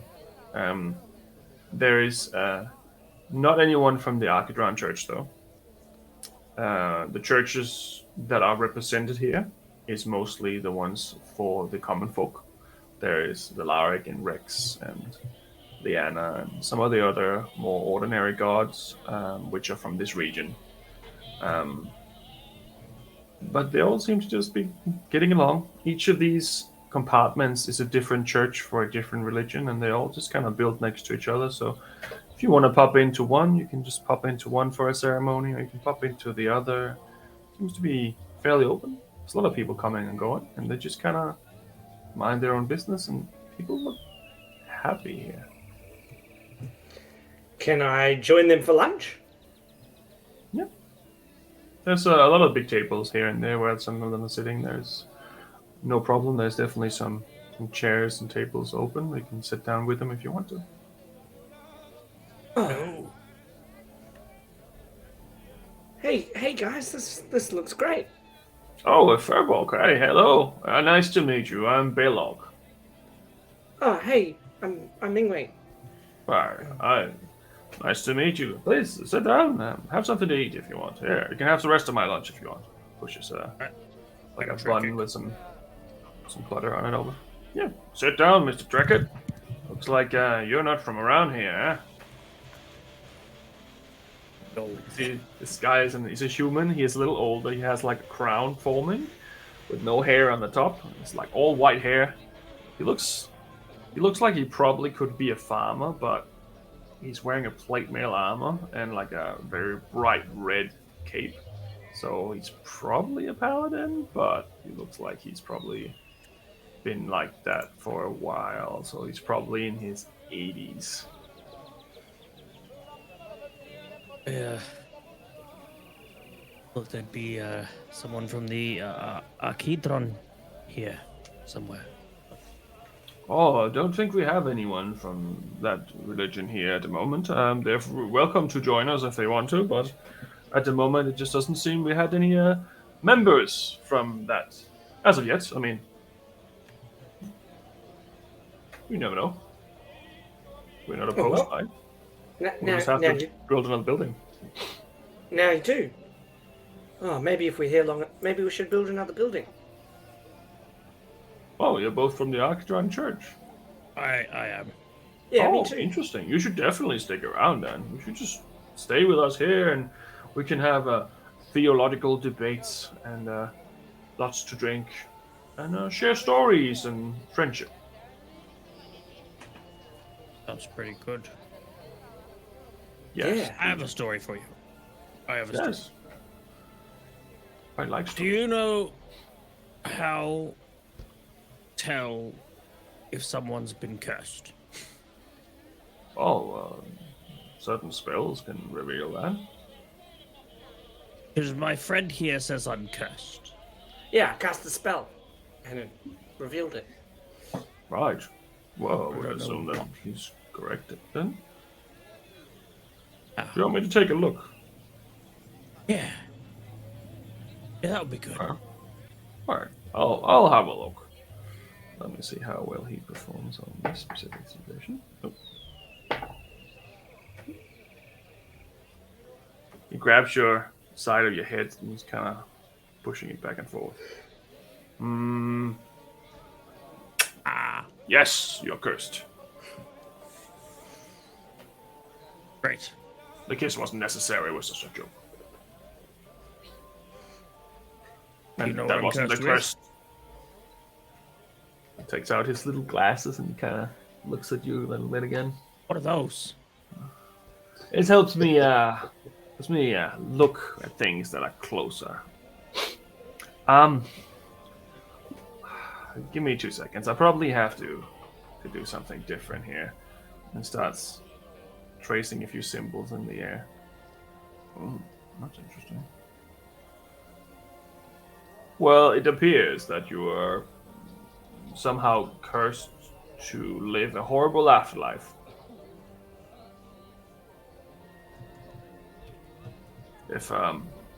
If you were to die right now, you would come back as undead. What? Yes, that's as far as I can see, at least with my investigation. How do I stop that? That Don't doesn't die. sound good. Just don't die. Oh. You'll be right. I mean, it's not difficult to remove certain curses. I don't think this one will be too difficult. You might have to find a warlock or something like that. I might be able to get rid of it for you. But usually that has a price, I know. I just don't think I can get rid of this one. Okay. Find a warlock. Don't worry, you're perfectly healthy. You're a young man. You're not gonna die for at least 25 minutes. That was a joke. Enough time for another beer, I suppose. Well, it's definitely curable. It's not a difficult task. You just have to find the right people. Anyway. Cheers. Yes, I guess. Thank you. Yes? You're welcome.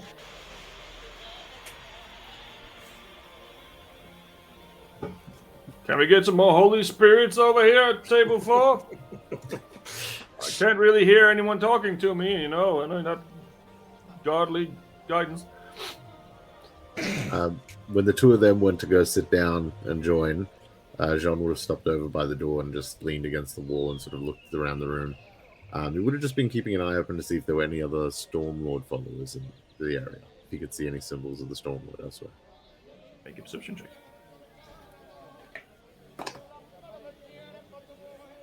Not bad. Good size. 24.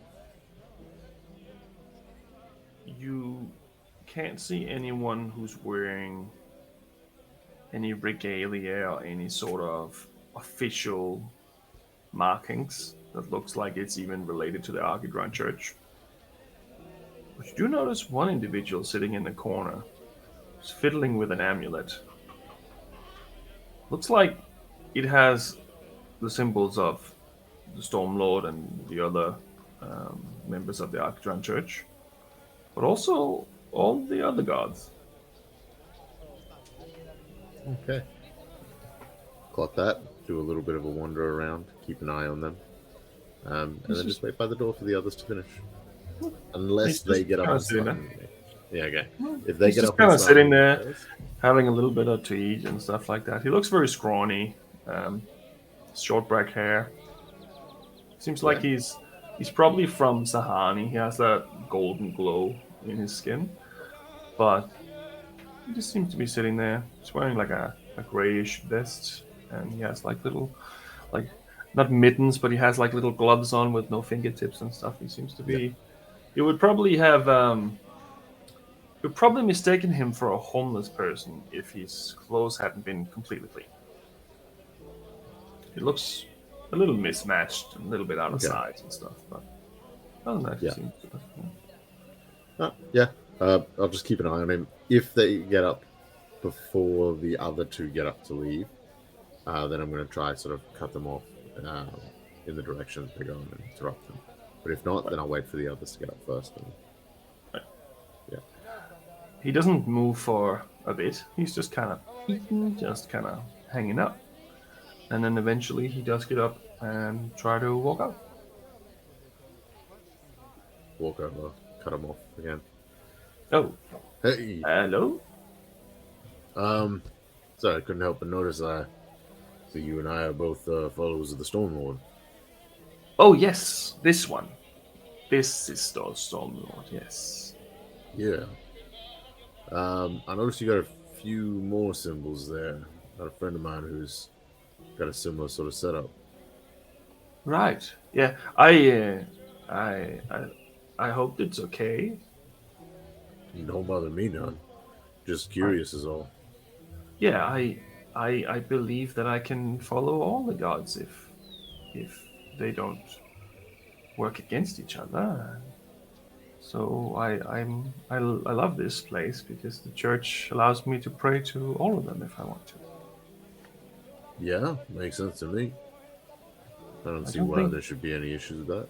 I don't think there's any Stormlord followers per se. I mean, obviously I count myself amongst a general flock, but I'm not sure. I mean, I pray for different reasons to different gods.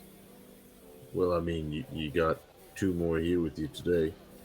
I'm That's John. interesting. Pleasure to meet you. Nice to meet you. My name is Ahmed. Pleasure, Ahmed. That's my friend, which I'm not going to give you their name. We had a thing with names, and I'm just going to let them introduce themselves if they so wish. But Right. if you want to chat someone else who's got a few gods, I'm sure they'd be interested. Right. They seem to Yeah. like you. I don't like to talk much with strangers. I tend to stay to myself quite heavily. Yeah. But thank you for talking to me. It's not often I allow myself to get out. Well, it's been a pleasure. You've been nothing but polite and helpful answering my questions. So thank you. Thank you. If you ever want to have another chat or a cup of coffee or anything like that, you're free to come to my humble abode, and we can talk more about it. I have to go, unfortunately. I'm a little busy today, Of but course. if you want to, my house is the one with the walls painted in like a beautiful cyan on the outside. Reminds me of home. Absolutely. Yeah. No, thank you. I appreciate it. Maybe I'll bring my friend around if that's all right at some point. Yes, of course. Just say, if you can't find it, just say that you're looking for Ahmed El Ibrahim, and you will know. They will probably point you in the direction if you can't find it. Ahmed El Ibrahim. Yes. What? Thank you. Oh, thank you for your time. I appreciate it. You have a great day. You see you too, then. sir. Carefully walks off. That was a really pleasant conversation. But I mumble to myself. And then mosey back over to the wall. Close myself up and just wait for the others to finish. Cold glasses. Yes, yeah, you can try them. I'm not sure if they're going to work with you. I mean, it took a lot of money to get these ones made in the right way, you know? Curse has been lifted.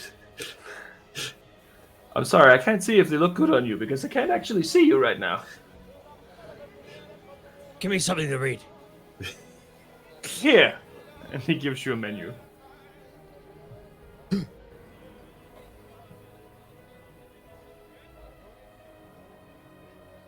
Can see.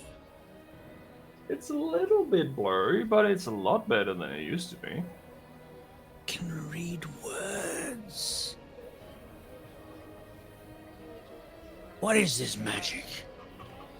Oh, it's just if you have glass, and you know when you These are enchanted, aren't they? Let me show you.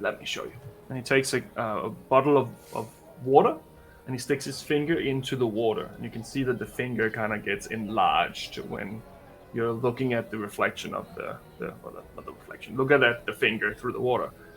So you just have something to do with the glass itself is kind of like how should I say? It's kind of showing you things that are closer a little bit better. Right. Where do I get some? I think you can probably get them in Kingshelm. I would say probably go to a jeweler's place. That's usually the place where I go for mine, at least. If you can go to find a jeweler, maybe they will be able to sort you out. I need to go back down. Yeah, of course. Ingue, do you need to do anything here? So what is it? What exactly do you do when you pray to your god? He's like doing that meme where he's like talking the ears of someone. Oh, wow! What color is it? Seems to be very happy at answering all your questions. He seems to be just enjoying talking to Furbolg. It seems like for the first time in a long time he's seen one of you. Yeah, so I asked lots of stories in the religion, asked for a holy book, hand out my pamphlet. Yeah, well, I work for these guys. Oh yes, I've seen a few of these laying around. Yeah. Very nice work. Very nice handiwork. If I come back here, I'll if we spend enough time here, I might start building a church. I don't know. I think my friends and I will be off. We tend to rush everywhere when you hang out with Mr. John. Right. Well, if you decide to stay and build another church, of course we will help you with all that. It's the least we can do. But we have craftsmen here. We have lots of them. You don't necessarily have to build it yourself. Yeah, maybe. I don't really know. I don't know a lot about this god stuff. Kind of ended up being their employee, ran for a weird set of circumstances. Their home was cool, though. Well, I mean, it all depends on who you are and what situation you're in and what you need. That's usually how we end up attracted to one religion or another, or none. Some people believe in nothing, but usually we try to make them see some sort of light, at least. Yeah, I don't understand these people that don't believe in gods. They're clearly real.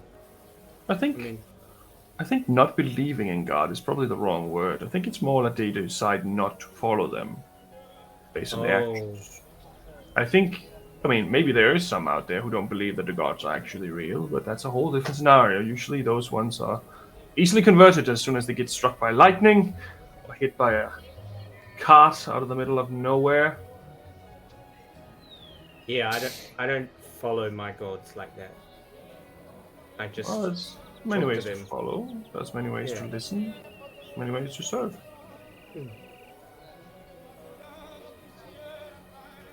Well, looks like my friends are ready to leave.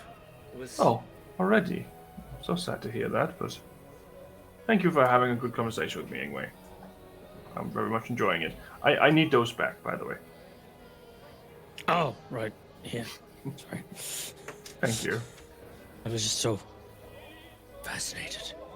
I thought that was the curse, you see. I thought I was cursed with the being able to see. Nope, you're definitely you're just gonna die and become a zombie. It's not the other one. I don't know which is worse.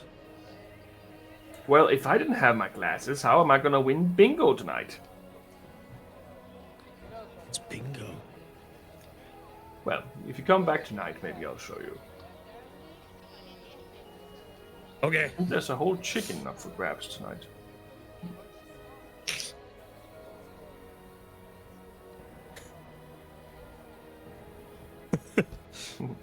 Very well. Anything else that Celeste would have done in the meanwhile? So Celeste is going to find a secluded little area on the walk path, what's it called?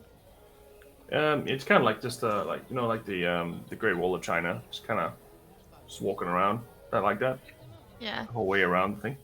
There's plenty Oh, of so should I- spaces where you can sit without someone interfering or walking into you. It's pretty big. So she's going to take out her notebook and some like charcoal and whatever, and she is going to try and draw from memory a portrait of Captain Helder. So she's Right. going to try and like sketch him out in her notebook. And then she's probably going to sit and like cry for like 20 minutes or so Okay. until people are like, and then she'll just sit there, and then until people are like, hey, where are you? And she'll be like, and then she'll go find him. Right. Okay. People seem to just kind of leave you to your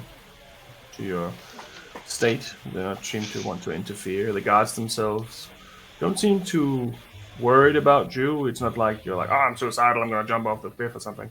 But they do definitely just give you a bow or a nod when they walk past you, just to kind of let you know that they're there if you need them. She definitely does not even. No, I didn't expect it to. But she understands that has been at least offered. Yeah. Magic missile. Yeah.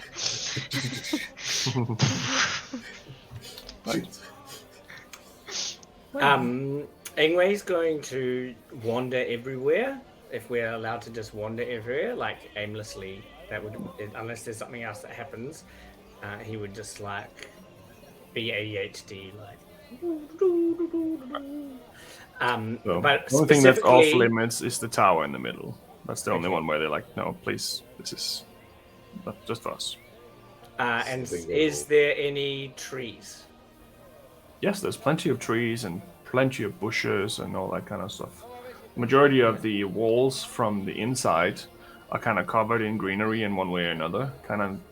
So you have to go up maybe like 20 feet or something like that, where all the trees stop, and then the rest is just like brick. But up until that point, most of it looks a little overgrown, kind of like bushes and such. Yeah, so I'm gonna like stop and talk to a tree, Okay. and like lots of, I'd spend a couple of hours wandering. All right. In my ADHD-ness, do I notice any interesting shops? Like, The majority of the shops here are basic wares that they would need on a short notice. So, for instance, bread and a smithy and woodworkers and masons and stuff like that. There isn't like magic shops or anything really like that. It's not. It's very low tech when it comes to that. It's just like a small village, really, in that sense. what about candy shop? There's like general goods that has something like candy, for instance. Yeah, I would like to buy some Candy, candy. apple. Yep. Like some caramelized apples, or with like toffees, or what are you after? Like lots of everything. What? Like half a dozen of everything that they have. Right. You are given half a dozen of candy. And I would also like to buy, like, So you're not buying anything. You're giving it to you. oh, they're just giving it to me. They're giving it to you. This is not a place where they sell stuff. This is a place where they produce for themselves and for the community. Okay. No currency changing hands here. Oh, weird. Oh, this is such a sensible place. I want to spend ages here. This seems like such a normal place in such a crazy world. So then I will also like get like dried meats, like jerky. Yeah. Yep, that's Maybe possible. dried meats. Yeah. Okay, cool. Yep. Well, good. Okay. Yeah. John would have just tagged along at a distance. I assumedly Drekik is doing the same. Yeah. And also just bit by bit every now and then just be like, Celeste, just a heads up, we're heading over to some sort of candy shop. Oh, Don't now go we're to going over this Don't go tree. down without me, Celeste. I would like to come with you now. Drekik says he wants to come with when you go down. I don't think she'd respond until you guys were like, where are you? We're going to do this thing where we should all be together type thing. Yeah. Type of day that's being had, I don't think Sean would ever do. Unless something urgent came up, he'd just be like, yeah, you do you today. I'm doing this till we sleep. Okay, I've made a decision. All right. I'm going to join their club. Is that okay? Yeah. What do you think? Hey, where's Celeste? I haven't seen her in hours. I don't know, I think she's just doing her own thing. Who's just Hey. walking around? Maybe they've Hey, already taken her down. Hey, Celeste. I think I've decided that I want to join their club. I want to give the oath to be the thing that they wanted us to be. What did they ask us to do? Oh, I've just. Well, I feel as though you should clarify those few points before you definitely say yes and sign anything, but good for you. Oh, good. I hoped that. Sometimes I'm confused about whether signing up is a team decision or a personal one. And I've just closed my notes, which is very unhelpful. Well, Do you want to come join with me? Does anyone else want to join? I'll come along for the walk. I haven't really come to a decision for that yet, although I'm still leaning against it. But I'm joining. I feel as though the pros definitely outweigh the cons, but may need a little bit of further information. I'm just looking. Did we get told when we would sign up? What was what did they want us to do to sign up to their thing? didn't really say much. We didn't even actually have to physically sign anything. It was just like, you work with us to help not have the world end. Oh, so they didn't want us to specifically join. Well, they did. They were like, do you want to join forces with us? You don't have to physically sign anything. It's more of just like an understanding that you are working towards the greater good. Sometimes we might ask you to like do stuff type Yep. situation. Yes. And how do we say yes? Because we Go said and no. talk to them. Oh, yeah. And is that in the big tower? That they No, told us that's we in weren't the allowed to go in the big building where you were the first day. It's like a Do you big want- office almost. Do you want to come? Do you want to come, Miss Celeste? I'm heading to the big building, with the big office building, and gonna talk to them. You were gonna talk to them about going shopping. Yes. Yes. What's the time currently? Like, is it Oh, still? it's probably around 4 now. You spend a few hours doing what you're doing. Yes. I do want to pop down quickly. Preferably before it's dark. So, if they'll allow it, I'll meet you there. So you're all heading towards the main building, so to speak. yeah, Yep. I think so. that's a good place to have a break. yeah. Let's go on our little break, and then once we come back, we'll see where this leads us. Yeah. How many sex jokes can we get in the second half of the stream? I haven't gone on break jokes. yet. You shouldn't have said that. All right, let's go on a break, and then we'll see what happens afterwards.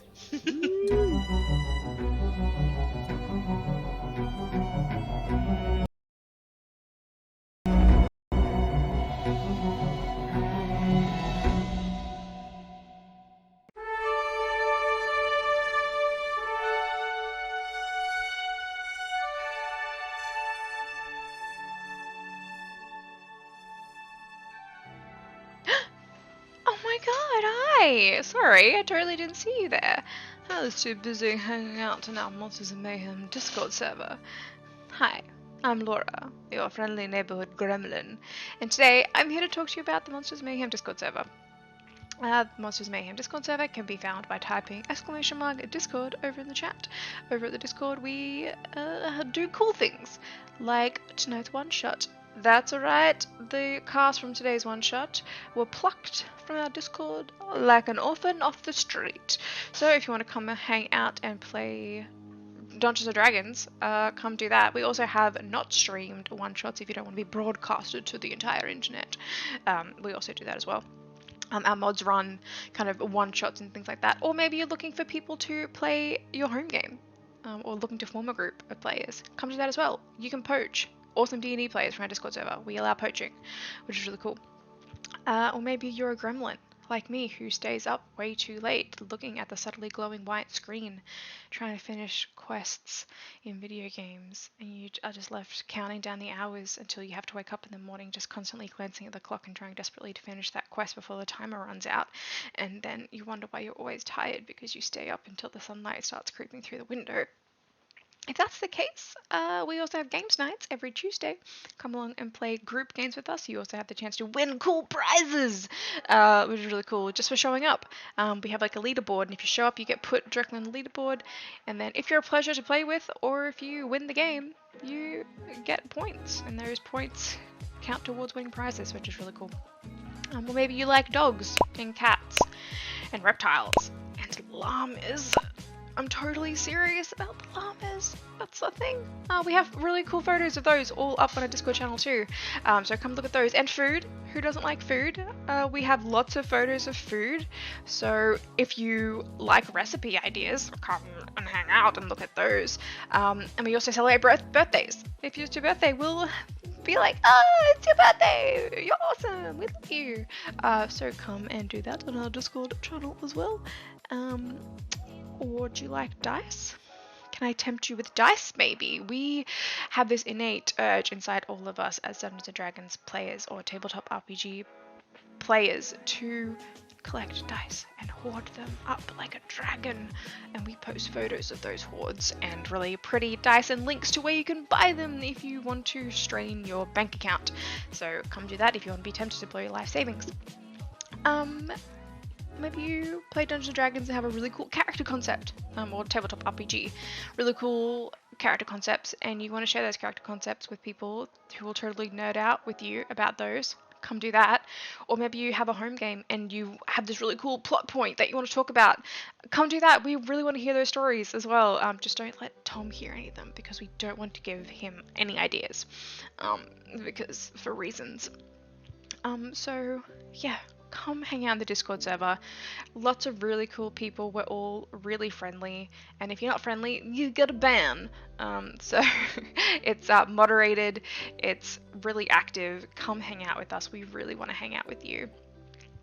So yeah, do that. Hang out with us. That's it. That's the ad. That's all I have to talk about. I mean, I can keep talking if you want me to. Do you want me to keep talking? I can. What can I talk about? I can talk about that. Oh, that weird growth that I found living under our kitchen sink. That's a cool story. Oh, or I can tell you the story about how Tom found rats and they were like stealing his forks, which is apparently a true story. Like the fork thief. That's really cool. Or I could talk about the time in the campaign where we realized that the big bad evil guy all along was actually this guy named...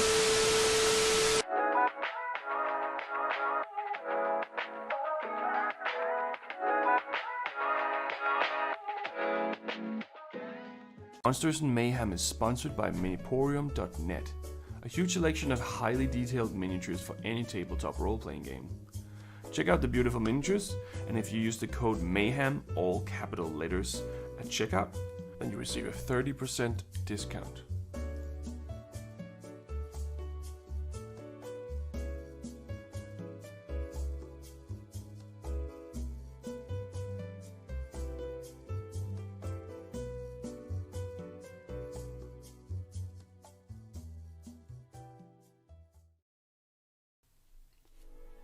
In the beginning there was nothing. From the nothing sprung forth a something. The something was not a who or it. The something simply was. The something began roaming the nothingness and found itself alone. In solitude, the something became the somethings. Multiple somethings sprung forth of the something, each with its own voice and presence. The somethings, as great as divine as they were, all needed something to measure their own greatness by. They created the first earth, and by doing so, became gods. The first earth was not perfect. In fact, it had many flaws. Because it was made as a circle, most things placed upon it would fall off the sides into the nothingness. The gods grew furious about the earth, and they cut it in half to make it flat. The excess was simply pushed aside and forgotten, at least for a while. The second earth was perfect, flat and vast. Each god began to populate it with creations and land masses of their dreams. Each god creating beings of their very own. Soon the world was full of inhabitants, and they all began to watch over their creations with anticipation. However, many creations did not turn out the way the gods had hoped for, and a lot of animosity was born over the first few years. The creations would go to war with each other and even themselves. Some of these wars even spilled into the realm of the gods, where the gods themselves would command their creations to destroy another god's creation. The gods were eager to prove themselves better than the other, and a long bloody war was fought throughout the first era of the first 3,000 years. A massive war for survival was fueled by the gods themselves as the world began to burn. They started to see their own mistakes. The gods made many sacrifices and separated some races from others by magic or by using the elements of nature. They tried to stop their creation, and slowly a peace of sorts came to be. And such a second era came to be with peace and kindness as its goal. Not every god nor every creature followed the peaceful ways, and some even broke away from their god after such events. But for now the god wars were over, having successfully separated their creation to an extent, minimizing the overall doomsday and averting full chaos. For almost another 3,000 years the races had been completely separated. The gods had made a plan. The God Gate, located now in the Kingdom of Quill and where the borders of Okoralan is, had been inscribed with one of the family's life forces, the Karameshi. Once a descendant of that family were to attempt to open the God Gate, all races would once again have free reign. At the end of the 3,000 years, an unknown member of the Karameshi touched the God Gate, unlocking the prophecy. The mountain chains and oceans dividing the races all came down all over the realm. Great panic and rejoice at the same time, as creatures that had once only heard fairy tales of each other now once again stood face to face with one another. The gods had hoped that the last 6,000 years would have been enough for everyone to learn to coexist. But from the start the tension already started building again. Wherever fragile peace was on the table seemed to crumble and regather from time to time. But the time of the wars was surely not over. There was now other entities who spread darkness across the world. Maybe the world had learned its lesson, or maybe it was doomed to repeat it. Welcome to the world of Epidos, where adventures are born, heroes are forged, and villains are always up to mischief. The Kingdom of Quill lies in the middle of it all, the heart of human civilization, at least if you ask them. To the north lies the cold Shadanon, where Northling constantly test the borders to the kingdom with raids and invasions. To the south lies the desert lands of Zahani, ruled by self-proclaimed princes and empresses. The tension is at an all-high after a failed invasion into the kingdom years ago still sends trouble both ways. To the southeast lies the Dragon Empire, a proud people ruled by the Dragon Emperor, who according to legend are descended from a real dragon. The Empire has been locked in a cold war with the kingdom for generations, blocking all travel from entering the nation. But for the common folk, it's Monday, The birds are flying low and it looks like it may rain.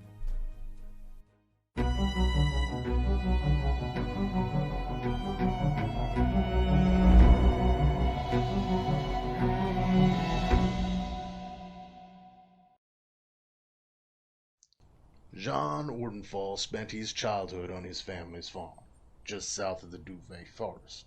His parents, Durlin and Macy, raised him well, teaching him what he needed to know to one day take over. Financially, they did quite well for themselves, carting their crops to nearby towns and cities for sale, although the frigid weather that often surrounded their home did not make it an easy life. As is the case with most youngins living the farm life, John eventually sought to see what else the world had to offer, and so he left in search of what opportunities the neighboring city had for him.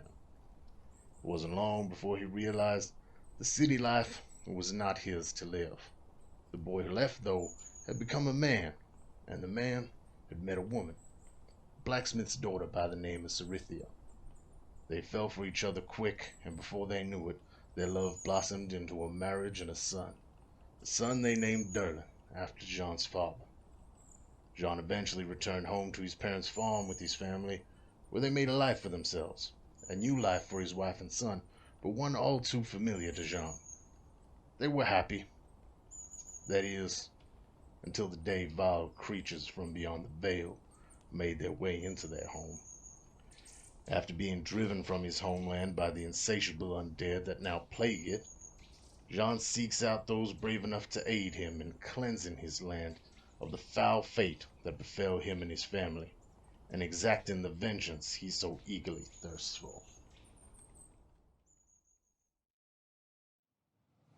As a child, Celeste Highcrest would never have dreamed of leaving the sheltered life of luxury she had become accustomed to. Born to two noble parents in a land far beyond the Vale, Celeste's childhood had been fraught with expectation. Her father, High Archivist Saran Highcrest, had set high standards for his two children, and the elder of those two elves, Celeste's sister Cressida, had surpassed all of them. Cressida had found her talents at an early age, her nose buried in books, and magic coming to her as easy as breathing. Celeste, however, had struggled in the shadow of her sister's success for as long as she could remember, never quite meeting the expectations of her father, and always the object of his disappointed glances. When the two elves came of age, they sat the entrance exam to join their father at the sanctum, to become mentored under his tutelage and scribe ancient texts in the archives. Cressida, to no one's surprise, had passed the exam with overwhelming success. Celeste, on the other hand, held true to her long-standing tradition of always being second best. It was rare that one should ever choose to leave their homeland, but never being able to escape the constant overshadowing from her sister, Celeste had decided it was finally time to break free of this tradition. For here, she would always be Cressida's sister, never her own person. But if she were to leave, perhaps she could finally forge her own path. She found her way to the dimension door, stepping through for the first time and finding herself in a land strangely familiar, yet unlike anything she had ever experienced. She boarded the first ship she came across, bound for the kingdom of Quell, and spent years traveling these oceans between continents, desperate to find something worthy enough to bring home as tribute to her family. Until one day, the news found her. The door that she had stepped through to enter this plane had vanished, along with every other door that could lead her home. Now stuck, seemingly an entire universe between her and her homeland, Celeste is searching for answers, and some miracle that could lead her home again.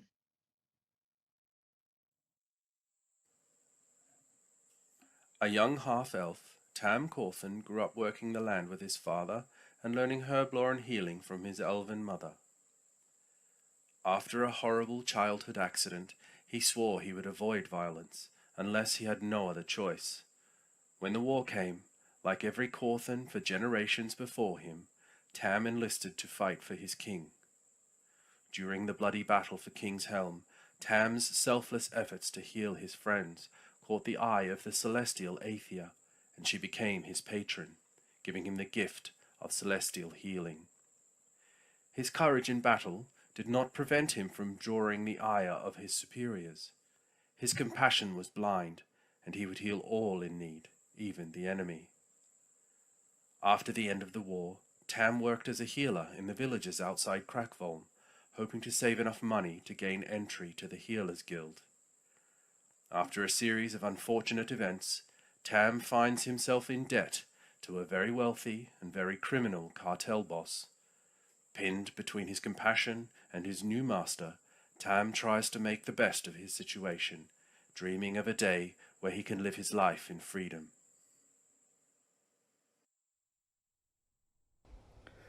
Ingue grew up in an exclusive, reclusive community of druids. His elders, ancient and wise, one of the greatest, his mother, was a great storyteller, and he grew up sharing their stories. While the community has very strict rules and customs and routines, each member is encouraged once in a lifetime to travel out into the world and experience the trials and tribulations, bring back their challenges to share, and to tell the story of the world.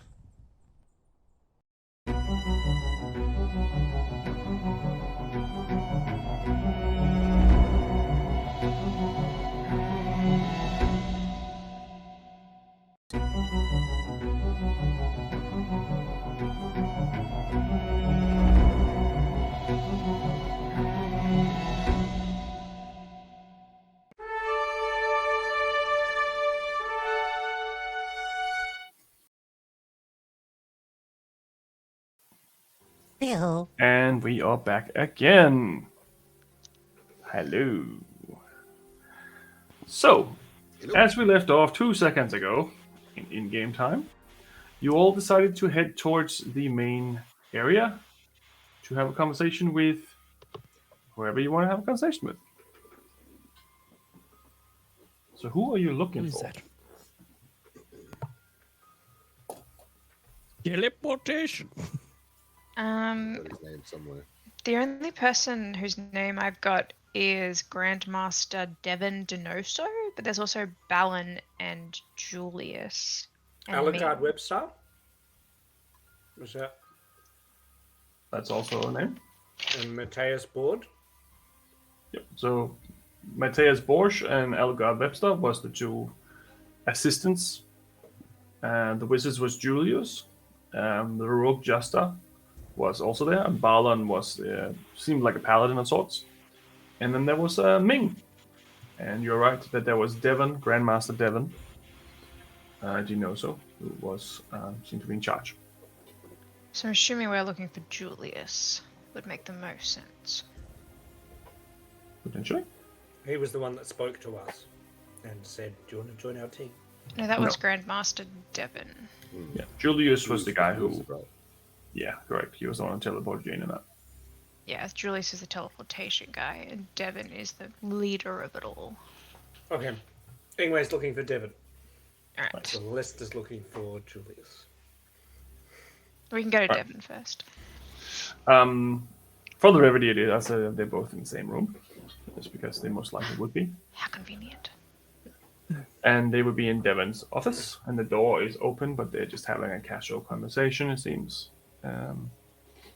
Balin himself is also in there. He seems to be just sitting on a chair, smoking a pipe. This place is great. This is seems to be the only sane place I've been since I got here a couple of weeks ago. Well, I'm glad you think so, anyway. Your mother said something very similar, actually. So, yeah, that's very accurate, I believe. We're trying to make a world here that's safe haven, but also a place where you can see what you're fighting for if you're trying to stop the darkness spreading. Wait a second. Hey, rewind a second. You know my mum? Darkness spreading? Yes, like she worked with us. Oh, cool. That's Yeah, why well- that's why we have that belt of yours. That's right. Now I remember. Well, I definitely want to work with you. I think I have seen enough to say, I was a bit weary because I've kind of signed up to work for the Archidron, and I've signed a contract with a Fae, and I signed up. No, Bar was the same. Fae. He was the Archidron, and then I was worried about signing up to too many places, and then some of them might not have. Anyway, I've seen enough. I definitely wanted, if I had a chance to do it, I would have chosen you guys first. But now I'm choosing you anyway. Wait, hold up. You said you made a deal with a Fae. Yeah. Okay. I was very careful about the words. Miss Celeste said we need to be careful because he'd try and trick us, and we had this contract, and we signed it, and yeah. Who was this Fae, just by curiosity? Why is it that you want to know? It's just really powerful creatures that can sometimes have a hold on you, and I'm just want to make sure that you're actually not being manipulated by some greater evil without knowing it. Well, we definitely were. Because remember the eye in the sky? It was the guy that made that, and he was doing it to get us to come and wants to do the same thing that you're talking about, isn't it? He wants to reopen the gates to the Veil. That was the agreement that he wants us to help, which Miss Celeste already wanted to do, but we trapped him as part of the deal. So I believe you. I trust you to make your own judgment. Just be careful with who you make deals with, of course. Yeah, well, yeah. So part of the deal was that we couldn't harm each other, and we were pretty good at. I think the deal's pretty tight. Right. Yeah. Anyway, that's by the by. And then we went to visit the gods in the Archidrons in their palace. That was cool. That was a bit of a weird place, but they also made us sign a contract to. Oh, here. I'll hand him a pamphlet. He looks at Julius, and Julius just looks at him like, "The fuck are they talking about?" Okay. Yeah. Thank you. Well, one thing that you must understand also is that most of this has been done out of survival. Oh, Not most choices are made out of survival, one way or another. Exactly. And so, when it comes down to it, this is the first real choice that we've made. Really. Well, it's nice to see you make a choice, then, even if it is a yes or a no.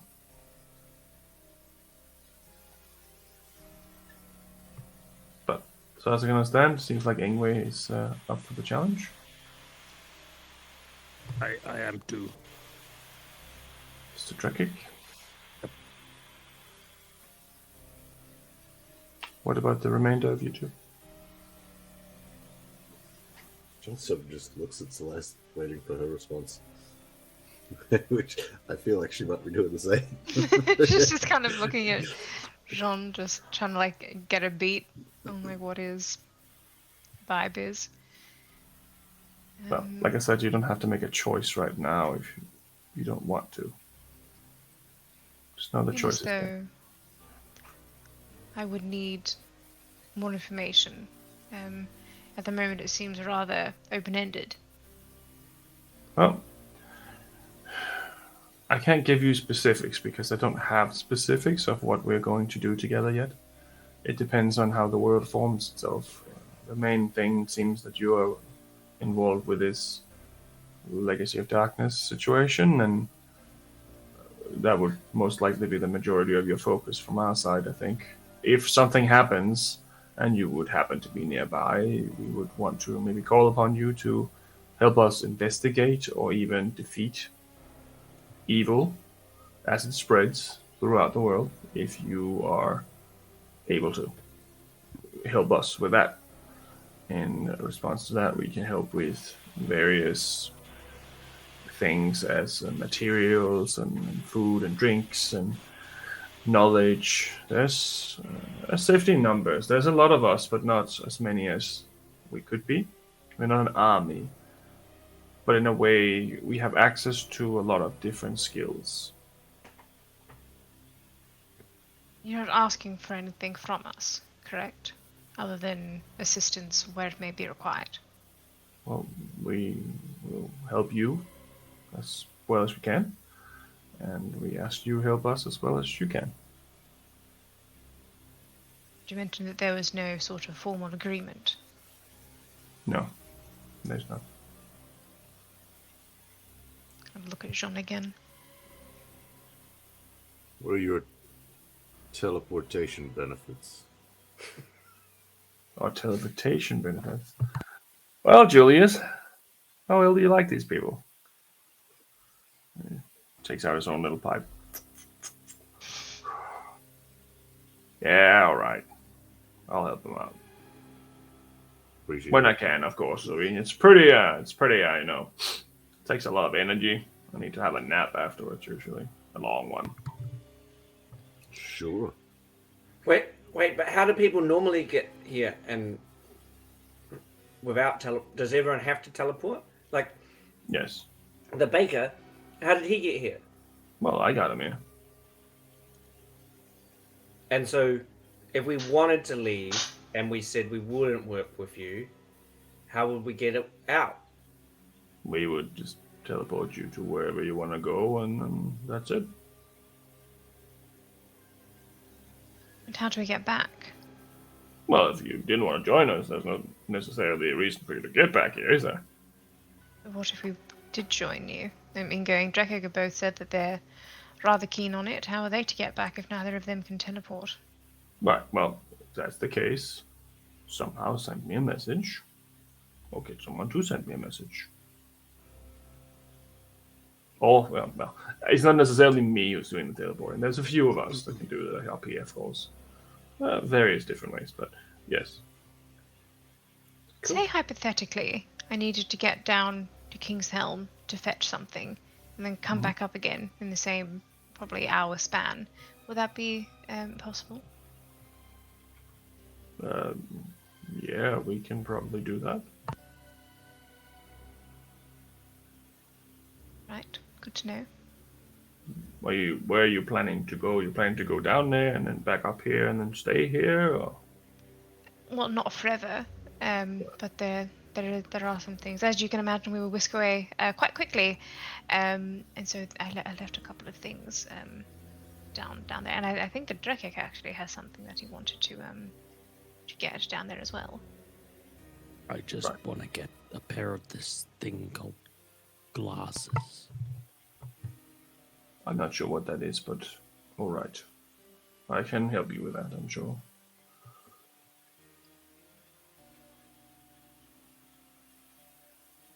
Right, well, I think I should give you my answer before we leave. Probably planning on staying here for a couple more days, so give you my answer before we leave for the final time. On our way to the door. All right.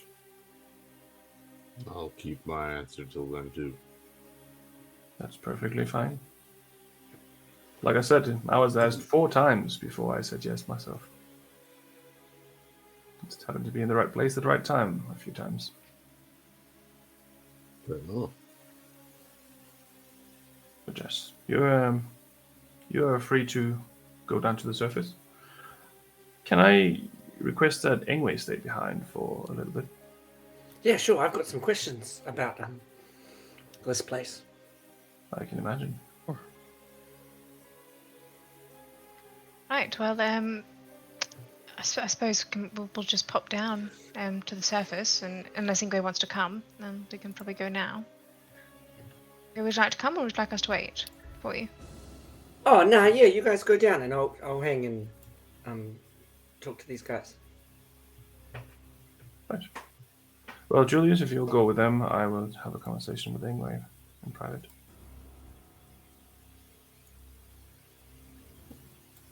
So he leads you out the door and closes the door behind him. Anyway, what happened to your mother? What happened to my mother? She kind of disappeared, and we thought she was dead. But No, then, she went home. right. Okay.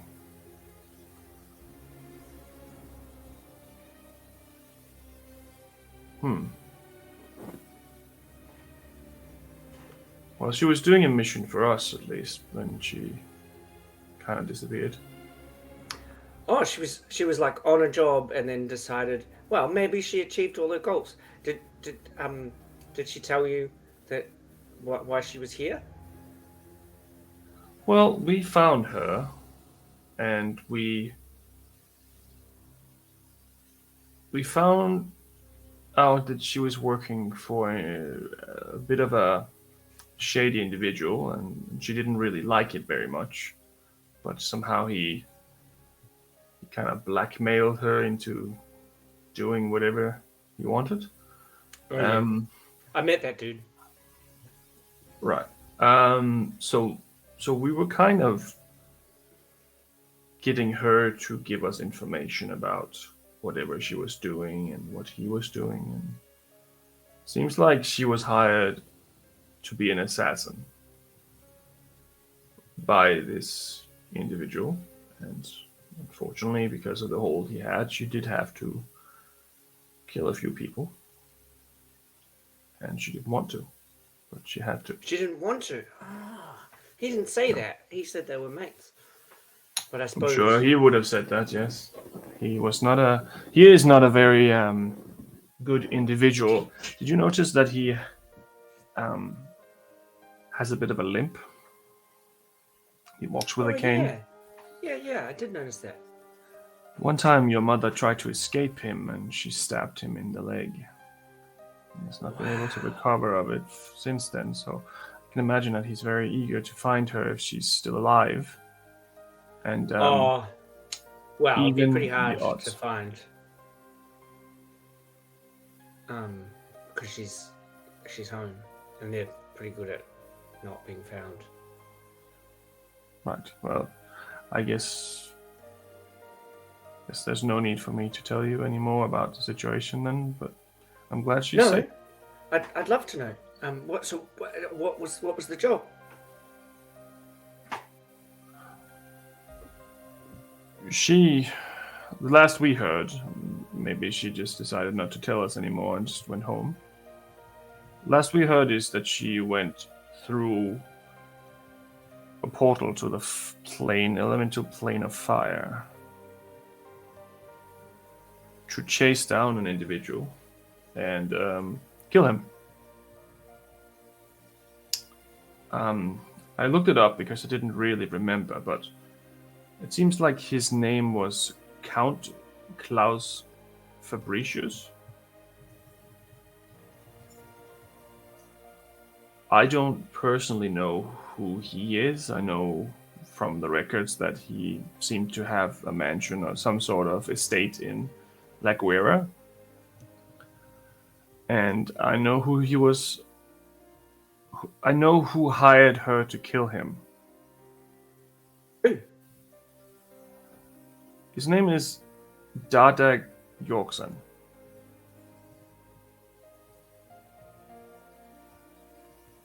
Why, I don't know. But that's the information she gave us before departing. Apparently she was chasing him, and someone thought that the other planes was a great place to take care of business, I guess. Yeah. Weird. And weird. So she left. That seems like a weird time. Doesn't make sense. Like in the middle. I mean, if I was gonna do it, I'd like finish the story, and then I've never really heard. She didn't tell that story. Well, I mean, considering that you're here now having this conversation with me, maybe she didn't tell you anything at all. Yes, But it feels like then it. again, it's not everyone who wants to say that they've been an assassin for an evil group of people. That's not necessarily good. She couldn't really talk about our part in this because we're trying to be secret about it. Well, I'm glad she's okay. She would, because no one's. Yeah, weird. Oh, man. Well, she is, and she's she ended up what about my dad? Did you know Benno?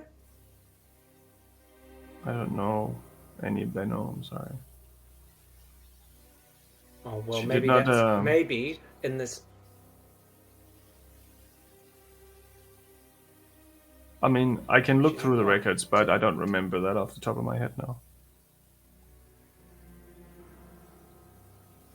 Okay. Something's odd here. Something's strange about this story.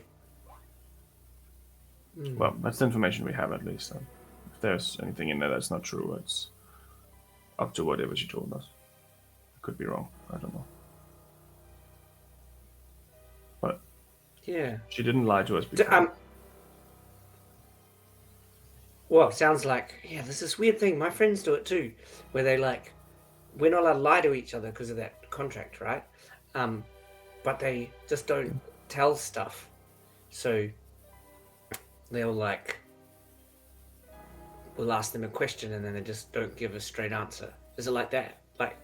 Like my mum could have been like, I'm going off to the plane of fire to do a job, and not say see you later, because if she said see you later but she knew she was going home after she finished the job, maybe she planned it and but she didn't say see you later. She just said I'm going to do that job, and then didn't say I'm going to do that job and then go home, because this is my last job I'm going to do, because I'm sick of the Pixie King guy being mean to me, making me do all these jobs.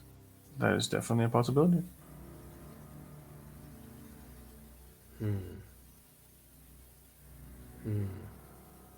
Lot to think about. Well, I didn't mean to give you a headache. I just thought that it would be an interesting story, so to speak, to talk to your mother about when you get home one day.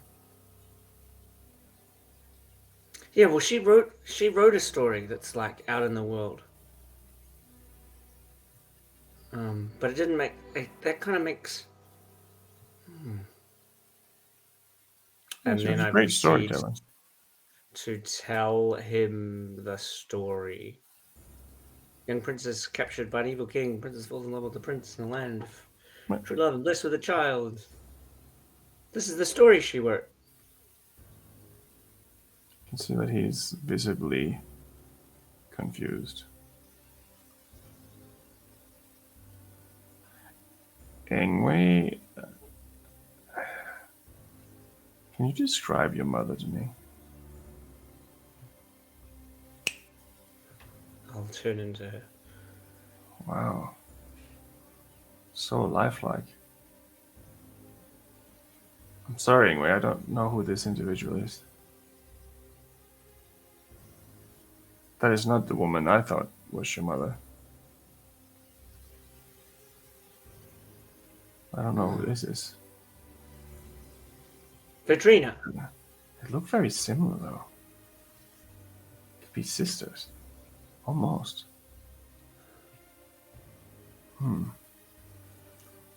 Sorry, I feel like I've confused you more, and I am also very confused now. Maybe the book story is the real story.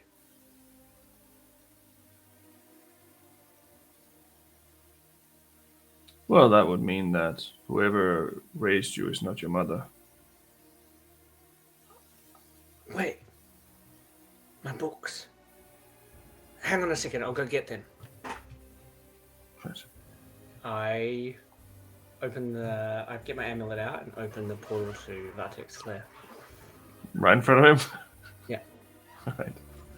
Well, the door opens as usual, and you can see he's already digging through the books.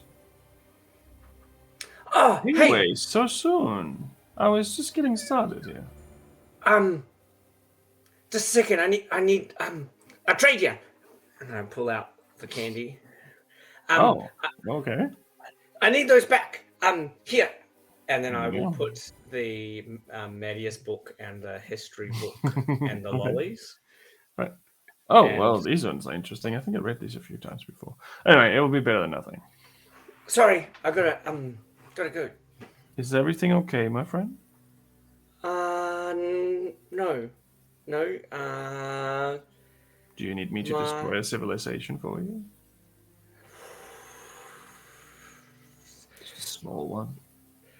I know you're joking. I can't deal with your jokes right now. And Because I was joking.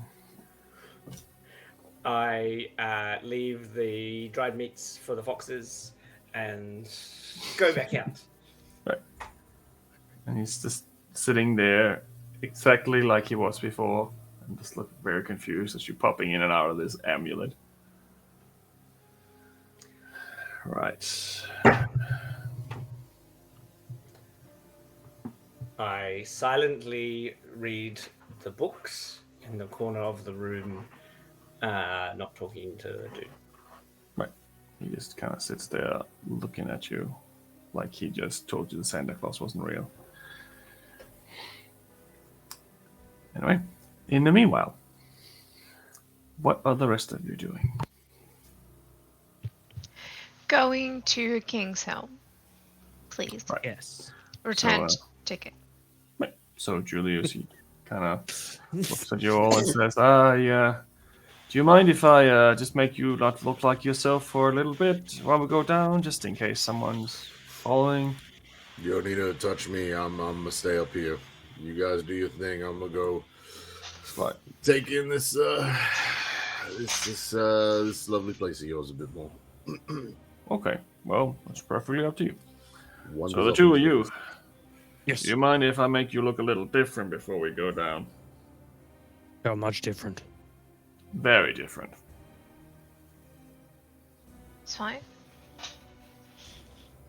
Right. Do we get to pick? No. Dealer's choice. Okay. And cast a I mean- disguise spell on both of you. Celeste now looks like a middle-aged 40-year-old man with no hair except for a crown.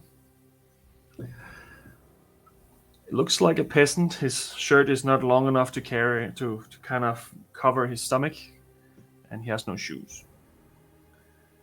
Drekik looks like a 60-year-old woman who looks like she's been working the potato fields a little bit too long.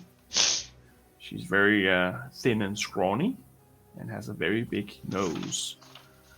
But other than that, she's pretty much dressed almost like a gypsy if there was no colors on it. So mostly browns and grays.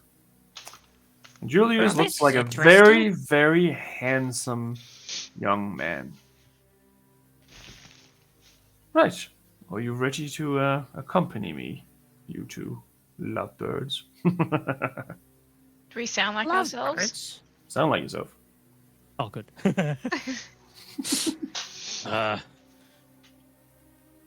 Okay. I guess we're fine. The sooner we get Well- this over with, the better. All right. Hang on, then. Let's go for a ride.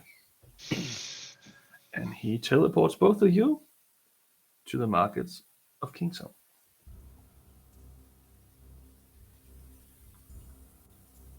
What would you like to do? Smoother than I thought it would. Last time I nearly passed out from the shock.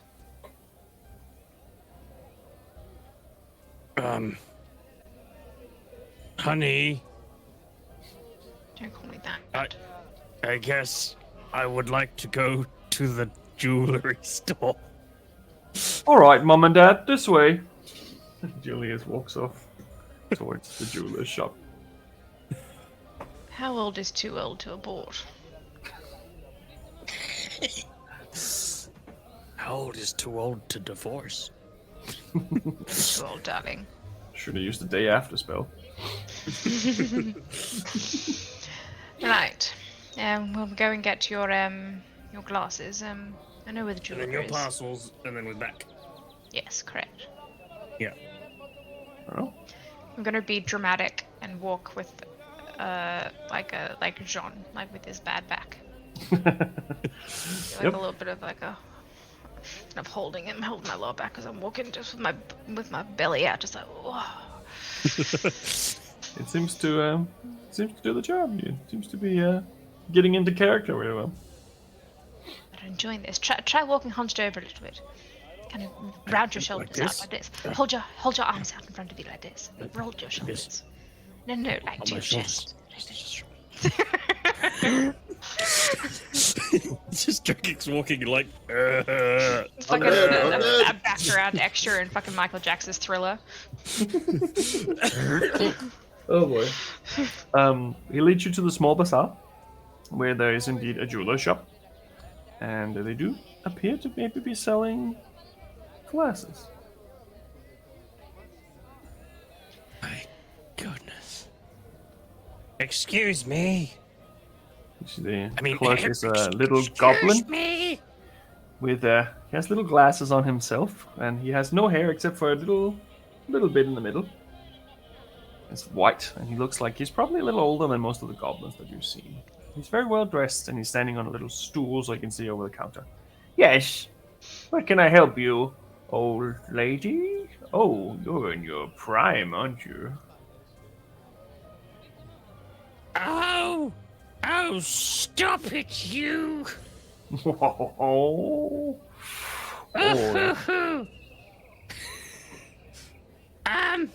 I'm finding it hard to read.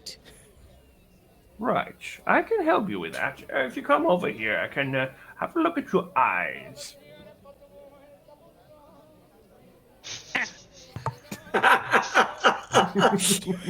You're very beautiful eyes.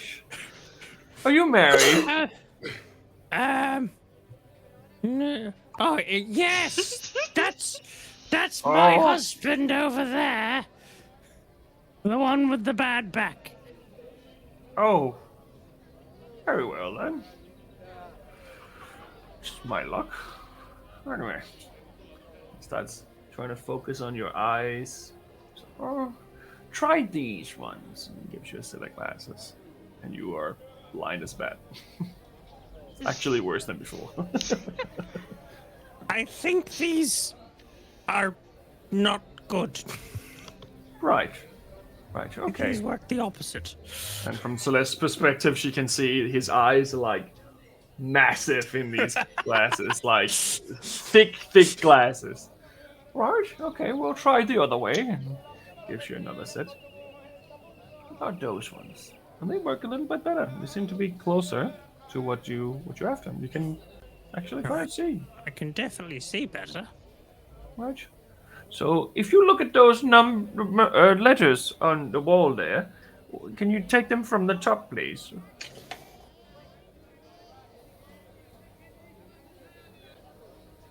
A? Yes? So far, so good? Well, hang on. I thought you said they were numbers. How Well, did I get A? Well, there's numbers and letters. Oh. A? Yes? C? That's an 8. So we'll try something new. Here, try these Okay. ones. They're a little bit more specialized in the number category. Holy God. Oh, goodness. Quick. So clear. So, try one more time. A8. Yep. T F6. 7 That's better. HJ3. That's right. I couldn't even see the last one. That's good. That's good. Oh, that's a Oh, fly. good. Anyway, hey, yes. That's probably the one that you need. Oh. All right then. Now what? So now you buy them. You give me money, and I give you glasses. Unless you want Oh. to go on a date, you know. I mean, Oh. Well, it depends. What time do you get off? well, that's up to you, isn't it? Give me a couple hours and I can lose this one. Looks like it's gonna be a big job. Yeah. But lose him I shall. Right, well, I mean, I could maybe drop these glasses if you decide to go out with me. I mean, it could just be that they fell off the wagon and I never actually saw them. No, happens from time to time. Specifically beautiful women. I'll come back in the evening when you're closing up shop. That sounds perfectly, questionable. Make a persuasion check. Anything for deception, you, I guess. darling. Depending, I don't think you actually want to come back, so. I do not. It's a deception in that case, is it? A deception or Yes. persuasion? Deception if you're trying to lie. I'm not coming back. Definitely deception. Hang on, let me grab my character sheet because apparently I closed it like an idiot. Probably because you need no It is glasses. a total of 8. All right, it sounds wonderful. I like fine wine and rotisserie chicken. If you can get one, we can maybe go on a picnic in the moonlight. Picnic in the moon. We can listen to that band play that song, or how to. Old man. Oh, you're a connoisseur of music. I Yes. have a few of their Listen. records myself. If you want, I could play one of them. To be perfectly honest, the old man reminds me a bit of this one. Yeah, it's just, not really. No, the old man is an icon of that generation. This one's just An ironic. old man. Yes. No offense. He can't Yes. hear well. He's all right. Oh, that's great. Well, I don't have anything for the ears, but if you want glasses, I can help you with that. But if you come back around 6, we can work out the glasses part. 6 it is.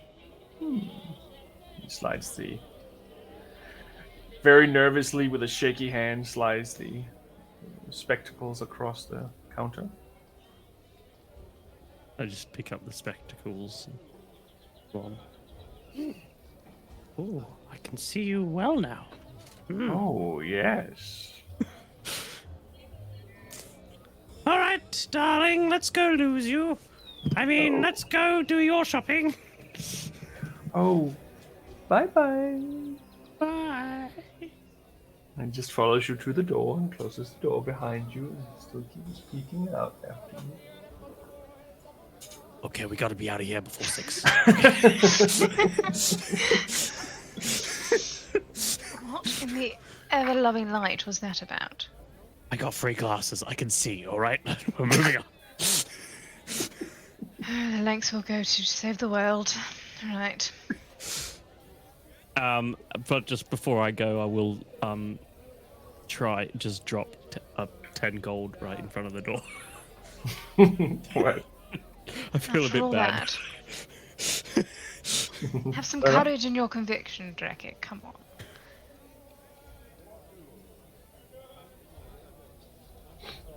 Very well. Right. We're going to go make our way to the flux. Yep. And you arrive at the flux, and you are instantly greeted with a BBEG flying towards you with open arms once again. This little round, volleyball-sized robot of some sort. Hello, my friends. Welcome to the flux. How can Hello, I help BB. you? How are you? I am great. How are you, young man? Very well, thank you. Might I see Kima? Yes, she is at the counter, as usual. Thank you. Is it Kina or Kima? Kina. Kina. And you Right. see this drow woman with short white hair. Seems to be working on, not quite sure what it is. It looks like a bracelet of some sort, but she's using very heavy tools to try to pry it open. It seems like there's been a malfunction of some sort. Oh, hello. Hi. How are you? I'm good. How can I help you?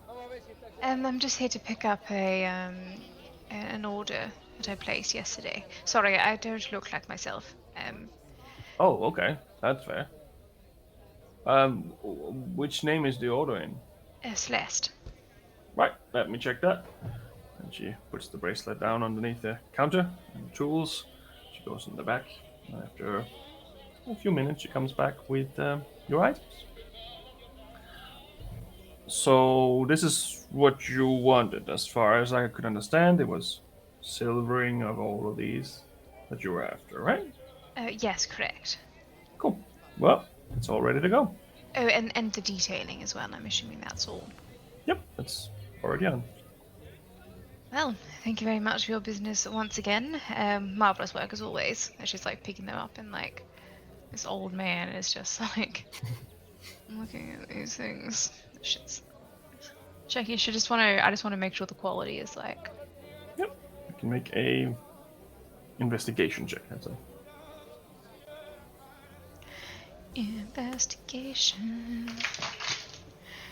Oh, not very good. Oh no, not very good at all. I rolled a 3 + 3 for a 6. Looks pretty good to you. Oh yes, marvelous. Well, the account's been settled.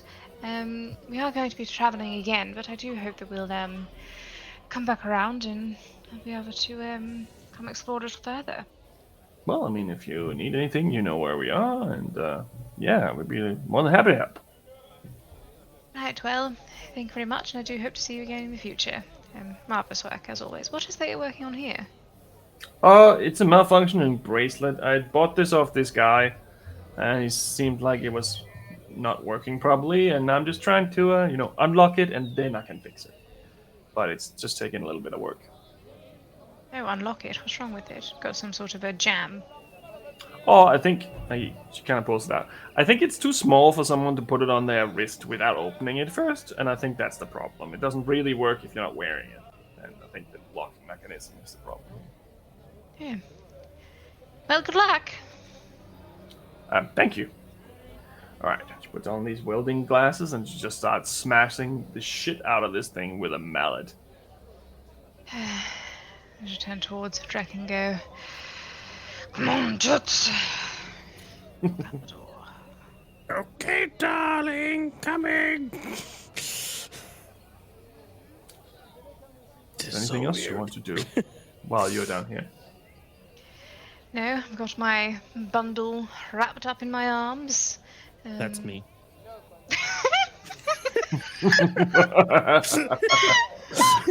Oh.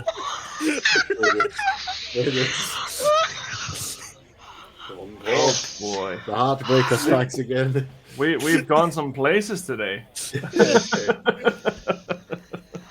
Top tier. Very well, you and your bundle. Where do you want to go? Go find Julius. Well, Unless he's with waiting us. outside. He's waiting outside. He didn't really leave you out of his sight for too long. Right. Well, that's everything. That's all we needed to come down here for. Yeah, well Right. done. I'm good. Well, come with me and lead you into an alleyway. And just make sure that no one else is too close. And then pop! And I need you all to make a Constitution saving throw. Well, not all Good of you. at Two of you. these. Oh fuck! All my rolls have been shit today. Oh, if you get better than me, that would be good. 4. Okay. 5. Right. There So you go. normally it's like a long tunnel of light where it's kind of like spiraling and you're ending up on the other side, but you get halfway through as far as you know, and then you just start throwing up midway. And then you land on the other side and you're just covered in your own vomit. Just you kind of jump through it on the way there. Oh. And you're not feeling too great. In particular, you're a little dizzy. There's some needle pricks on your back. You can kind of feel it's pins and needles everywhere, and yeah, just not generally just not vibing very well. Oh, I think I just wrecked my glasses. They're fine. Just got these. I'm going to go to our accommodation and try and find a bath. Yeah, me too. And you can see that Julius is just covered with both of yours vomit. Yeah, I'll get back to you. Sorry about We'll that. Celeste we'll will just press the digitation as he's walking. Like as he's like walking past her, she'll just like. And he just keeps casting it himself as he's walking over. We'll get better at this teleportation today, guys. Swear. Takes a while. Yeah. Is there anything that Sean wanted to do specifically while everything here happened? Kind of. Depends how things go. But he was going to slip off and go for a bit of a wander and look for a spot where he can sort of look out over into the clouds or something up on the wall surrounding the city, or like a taller building or something. No problem. That's very easy to do. And hopefully one where there's no one else really around. Yeah, it's a bit scarce with like people coming and going. There's guards patrolling, but there is a bit of a gap between them. It doesn't seem like they're expecting to be attacked through the walls, but yeah, I mean, they are definitely there if they need to be. And you can see that each of these towers have a little lunchroom almost, where there's definitely guards in each of them. And spellcasters too. Is there like a little nook or a corner I can go where I can sort of sit by myself and yeah, some benches here and there as well. Okay. I won't look suspicious me chatting to myself type thing. No, it looks like that's a lot of people just sit there for the fresh air. There's a lot of wind up there. Okay. Go find myself a seat there and legitimately take in the sights for like 10 minutes. And then sort of look down at my arm and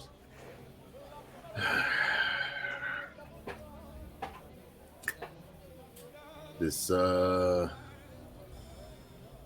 inability to lie is making it real difficult to keep you hush hush. I mean, I tried. Might even risk breaking that contract, but it seems I'm not capable. So it's that's some strong ass fucking magic, I'm guessing.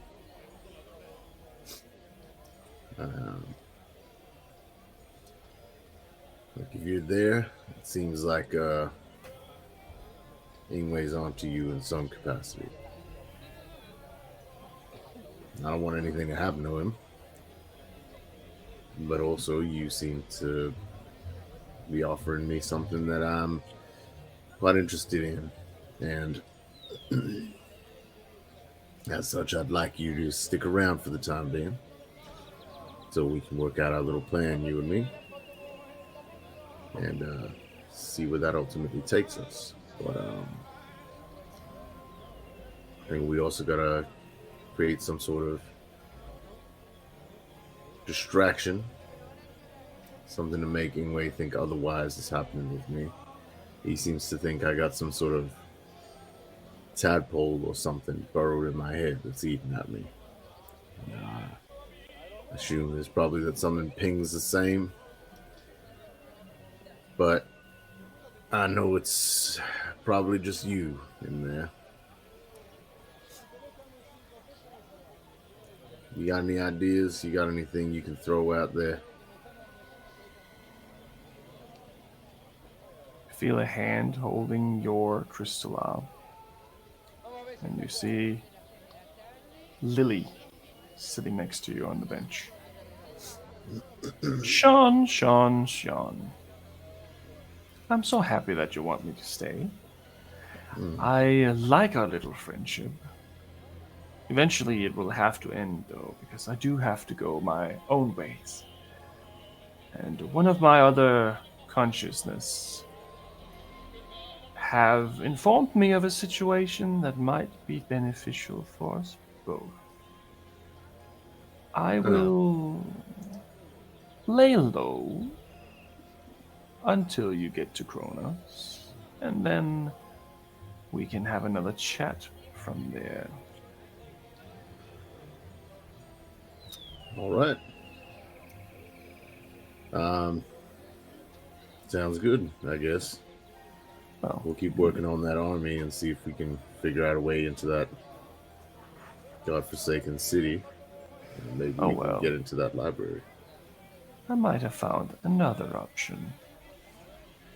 Anyway, sometimes it's better just tell them the truth. If you can't lie anyway, sometimes telling them the truth can be better. So, yes, you do have a tadpole in your head right now, and it will turn you into a mind flayer eventually. Let's just say that it was a easy way for me to take over a smaller, complicated, less complicated mind than a real one. But don't worry, I have plenty of them. None of them have done anything that I didn't want them to yet. So as long as you don't do anything that I don't want you to, nothing will happen, Sean. Huh. Feel like I gotta listen to you now rather than choose to. Well, it's up to you. You always have a choice. Die a horrible screaming death, or get your wife back. Is that really a loss? Well, if I tell him I got the tadpole, how do I convince him that you're keeping it at bay? Or that something is... Do you feel any side effects of having anything in your head other than talking to me? Occasional doubt, but otherwise, nothing I can think of. Well, then there's nothing wrong with you telling them that you're feeling fine and it doesn't seem to be hurting you. Don't seem to be in pain. Don't seem to be leaking bodily fluid out of the cortex of your brain yet. Doesn't seem like anything's pressuring anything in that old little skull of yours. So far, it's all good. Everything is fine. Don't worry. When we get to Kronos, I'll explain more. It'll be so much easier when I have my own body. Anyway. Have a nice day, Sean. I'm very busy in here. Did you know that you have a lot of memories from your childhood that I could just, get rid of you for you? Like Dad leaving and not coming back and all that? I can just get rid of it if you want. Or do you want to leave it as it is? Doesn't say anything, but he fucking thinks it. Mm-hmm. I think I'm starting to understand this deal now. Well, it's all good. We're finally on the same page. We get to destination A. I get what I want. You get what you want, and I don't have to kill you. Come on. See, pretty simple, eh? All right. You gotta understand I can't do the most direct route, though. There are going to be instances that will otherwise cause suspicion, so I may have to veer off and do some other things here and there to keep the No, that's fine. That's perfectly fine. Don't worry, my new body's not done yet. Oh, man, and today was going so well. Oh, don't worry about it. It's going to be perfectly fine, Sean. Just remember that if you try to do anything to fuck up my plan, I will kill your friends in their sleeps with your arm. And I will make it look like you did it. Anyway, toodaloo, gotta go. Just gonna slowly look around. Like, did anybody else fucking see that just then? Please tell me someone is looking at us weirdly right now. Or me weirdly. No one seems to be noticing anything out of the ordinary. They're not really focused on a man sitting on a bench talking to himself. Slowly stands up, pulls out the Senriol, and just as hard as he can off the edge of the fucking wall, just. Very good. The Senriol! And walks off. Is there anything that Ingue wants to do other than finishing up reading the books over and over again? So Ingwe's going to kind of like read the books and then pay close attention to the art. Mm-hmm. Does the art look real? Now that he's paying attention, does it look realistic? Like he's met the Pixie King now. Does the Pixie King in the book look like the real life Pixie King? Not really. Like, it's not as realistic as you would expect it to be. The Pixie King is drawn as a king, which is a wolf, which Yeah. is very similar, obviously, to the real life situation. Mm-hmm. But it's not realistic art. It's very, how should I say? Like cartoonish. Yeah, kinda. Yeah. It's like someone painted it or drew it that just read the story. They didn't know the specifics, so this person Yes. who drew this may have been someone completely different. Okay.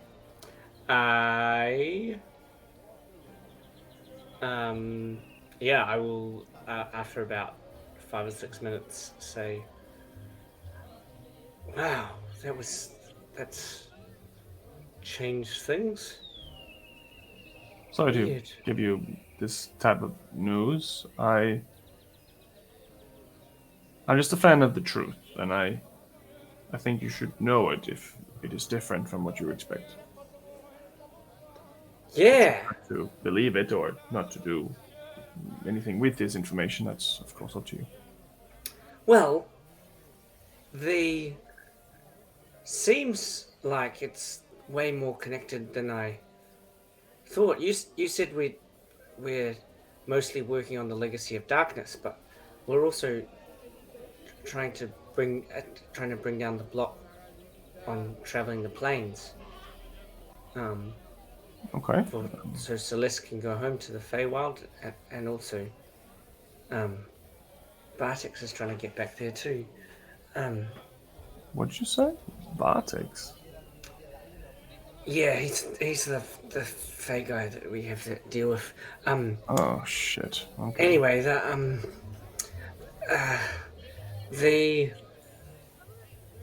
oh man, there's not a lot going on. Hey, do you think it has anything to do with the Twice Cursed City? That was the other thing that we were supposed to do. I was really obsessed with it. I don't know if they're connected. I mean, all I know is that your mum. That must mean your mum might still be there. Yeah, that's what I figure. And the plane of fire, and then the veils come down, so that would have been about. That would have been How about. old are you? Like 300 moons. She's been there for a long time, if that's the case. Wow. Have you tried to talk to her? Have you tried to Yeah, it send doesn't her a work. message? It doesn't really work across the plains either, so Oh, yeah, that 'cause makes sense. The thing. Yeah. Wow. Sorry to hear that. There's not really any way to travel back and forth. Yeah, I know. That's what we've already figured out. Actually, do you have any idea? We're looking to break the columns, and then people will be able to travel. Do you know why it was put up in the first place? Has that got anything to do with what you guys are doing? I'll have to have a look in our archives. I don't recall off the top of my head. It's not something that we've been focusing on too much. It's not something that has caused an imbalance that we needed to deal with. If anything, it's actually helped us. It's more manageable when we don't have intruders from all these other planes popping in and out all the time. But I will have a look for you. It might take some time to dig through the archives. We have probably an entire right wing is just devoted to Vartex alone. Oh, really? Yeah. Can I go read in the archives? Yes, I will allow you to do that. Yeah, cool. Okay. And your friends too, if they want, of course. Oh, yeah. Well, Dricket can't really read. And John's not very interested in reading. But, Miss Celeste, she sometimes likes reading. Well, I think Yeah, it seems like we'll stick around here for a bit. Right, well, if you want to, the right wing is full of books. You're welcome to go in there. I will let them know. Yeah, cool. Anyway, I've got to try and figure some things out. Where did you give Me us a too. house? Did we? Well, we have a place you can stay if you want to. Oh yeah. Can you explain to me how to get there, and I'm gonna go there.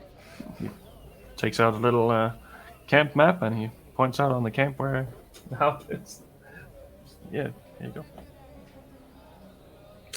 go. So I'm going to go to that place, and I'm going to set up the, like, you know how I did that thing where I like put everything out. It's all connected, strings and stuff.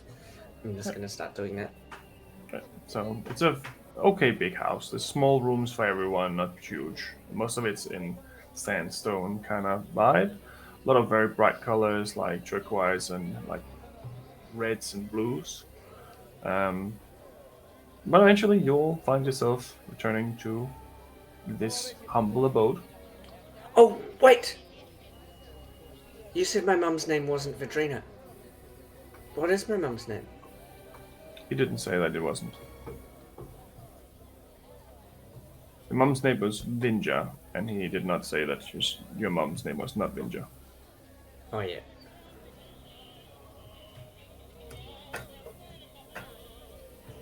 Okay. And then while I've got the talking stick, because it'd be hard to roleplay, Ingue is going to be very quiet, unusually so, while he like just generally either while he's doing his things or if like John comes to try and tell us his story and I am not responding. Right. Well, the two of you remain. Comes back to this place to have a shower, and Sean eventually comes down from the high heavens to return to the house. Just quickly, I just want to make sure that Jacob knows that Ingue knows why the wards were put up with that question. I just want to make sure that you know.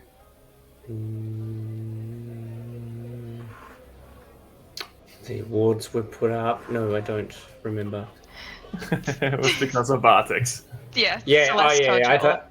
Yeah. I thought that's what it was. Yeah. Yeah.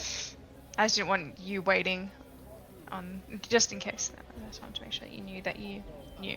Yep. Celeste is going to go and clean herself up. I'm assuming by now it'd be like early evening, like 6-ish. Around 8-ish, I think. Going back and forth, flirting with goblins and such. It takes a little bit longer than you expect. She goes into the shower as an old man and comes out as herself. Very well. The dehumidifier. Showers do a wonder. Dehumidifier. Yep. Yes. There you go. That's an invention for it. Very well. It has a little common room in the middle, but you all have each of your own rooms in this house. That's quite nice. Everyone here. Sean's just sitting silently on the chair. Well, I picked up my my order that I placed. And she'll put down the bundle onto the counter and kind of like roll it out. Now, I've got something for each of you here that may come in handy. My thought was, well, in case the Alaman Slasher does come to, take vengeance as he did with Midos, it might be helpful to have some tools at our disposal that would help. So, Drekik, this is for you, and she'll hand you the Morning Star.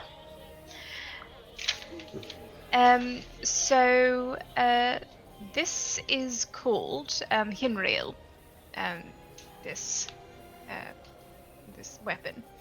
So you may use this as you see fit. Jean, this is for you. and she'll hand you the silvered axe. This is Arador, this axe.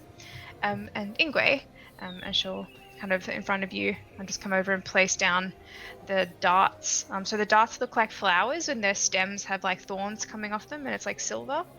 So she'll lay those down in front of you and goes, and these are Torgrave, these. So they're all silvered, and so hopefully if that wretched thing comes at us again, that doctor, he's shot with silver bullets, and it seemed to frighten the thing and really, tear into it. So I thought this might come in handy should come after us.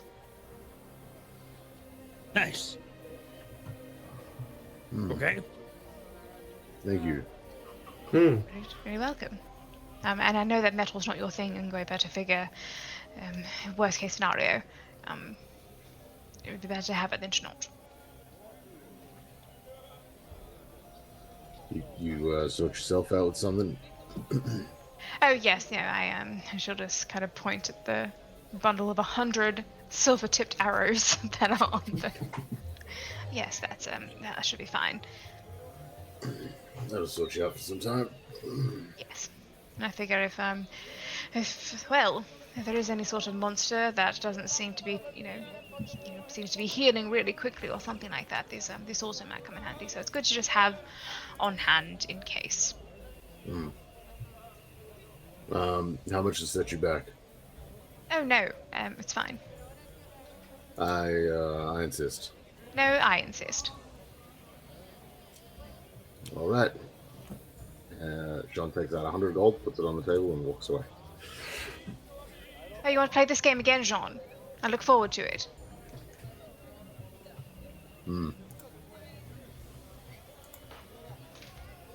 He walks over into his room, closes the door. Right. Each of the rooms have a little small bed and a little chair in the corner. There's some shelves and stuff. It's all furnished. Most of it looks like it's pretty crude. Bowls made of wood and some ceramic. But, yeah. He goes to bed, trying to be unconscious as quickly as possible. Right. A simple thank you would have sufficed, but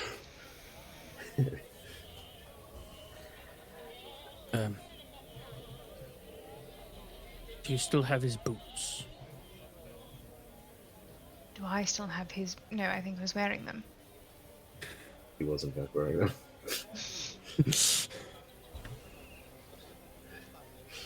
Don't worry. We've played this game before. Okay. He lost without even knowing. So So is it just gonna sit there all night? Plan? oh no, it'll make its way back to him eventually.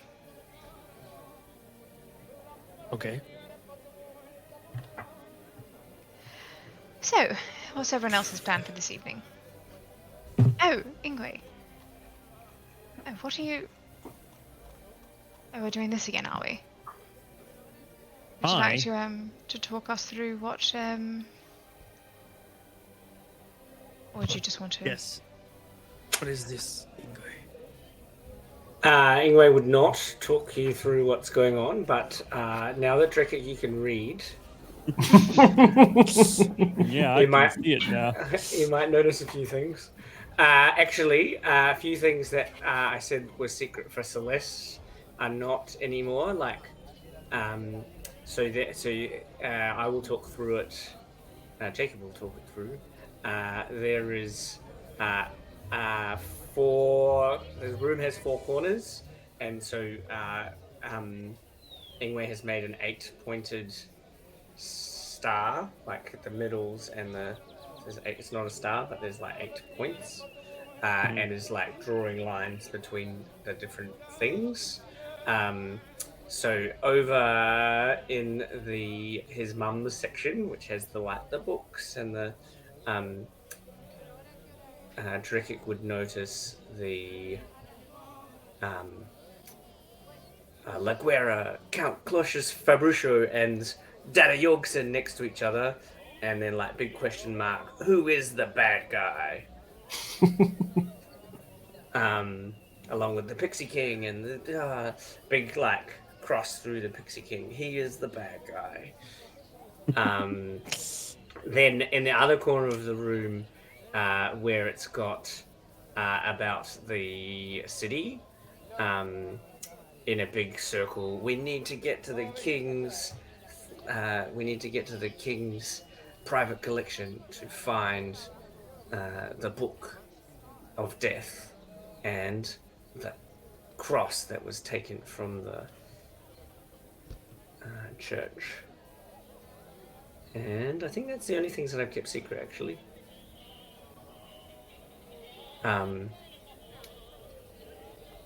Hey, Ingue, Hmm. why is my dad's name written there?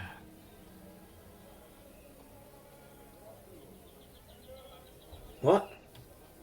Why'd you can write my dad's name there? Which? Where? There, Dardak. I can read now, by the way. Look, got glasses.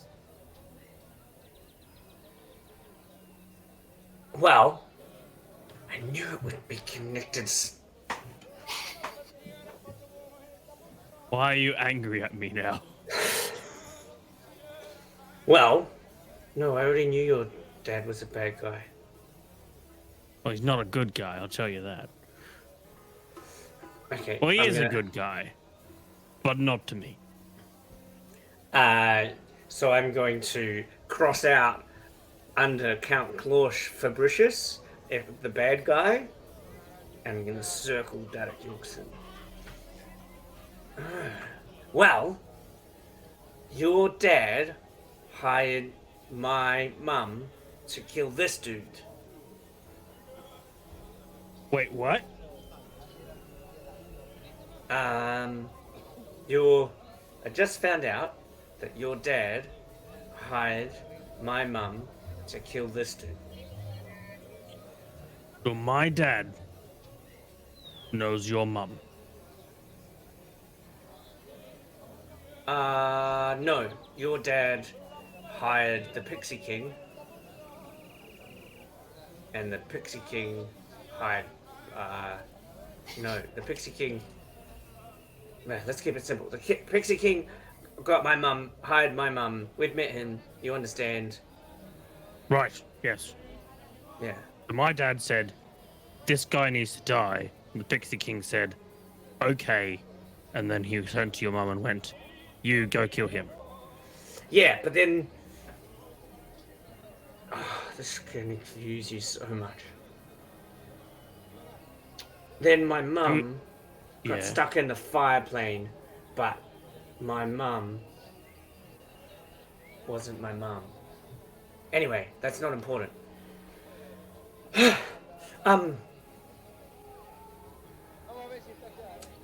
Just like a DM question. The timing is supposed to line up, isn't it? Like how old I am Timing? is supposed to be the same time that Yeah, I mean- Celeste arrived. Is that right? So roughly, Yeah. it lines up with you being a very young baby. Yeah. Celeste was not there at the time. She came later because you were a little bit older, as far as I remember.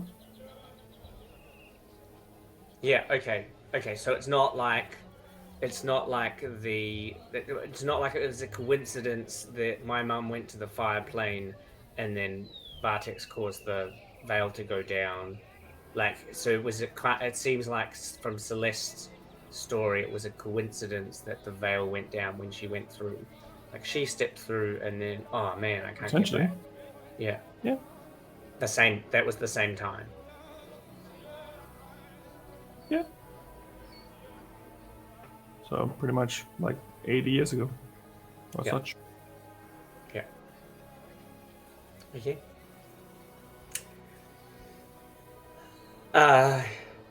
Yeah, so I think my mum, who's not my mum, is stuck in the fire plane.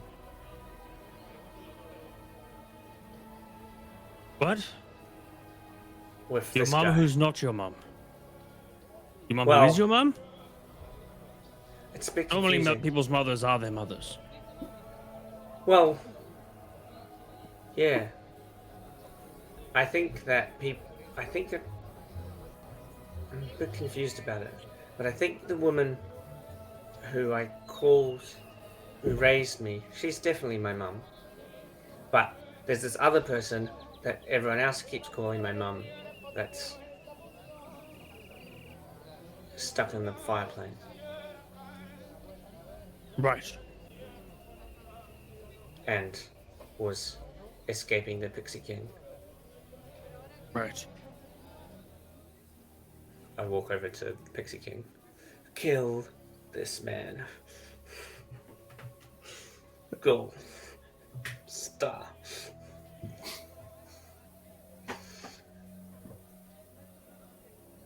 Right. I see you're very busy. I'm going to go to bed. Let me know when you need help killing your enemies. I guess. And I just pat him on the back and walk away. But just know that, if you're killing my dad at all, then that's not.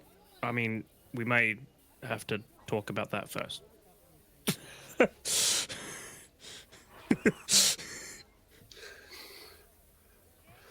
Talk to Drekik before killing him.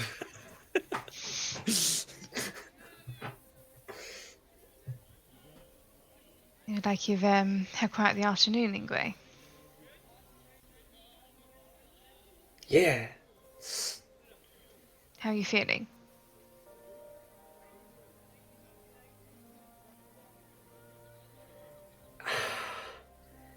It's like I think I'm feeling like the mortals feel, like time's so important now, but so everything's moving very slow and so fast at the same time. Yes, I can understand that. Sounds like you're on a quest now, searching for truth and answers. And vengeance. Some of them may not be what you want to find. That's something you need to be prepared for as well, I fear. Truth doesn't care about feelings, just cares about facts.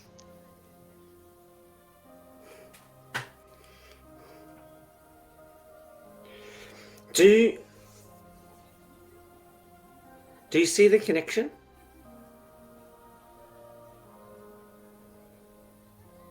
I think I'm starting to.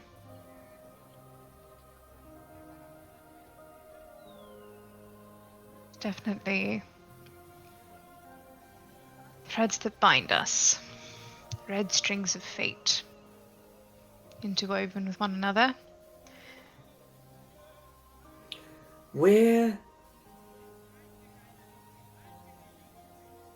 So none of the decisions we make really matter if it's all connected. Of course they matter. No, yeah, they matter, but the order. Does the order matter? I mean, we've been spending today asking where to next, and it seems like all of the nexts is more information and moving towards a common goal. Right. How are you going to find the answers if you can't gather more information?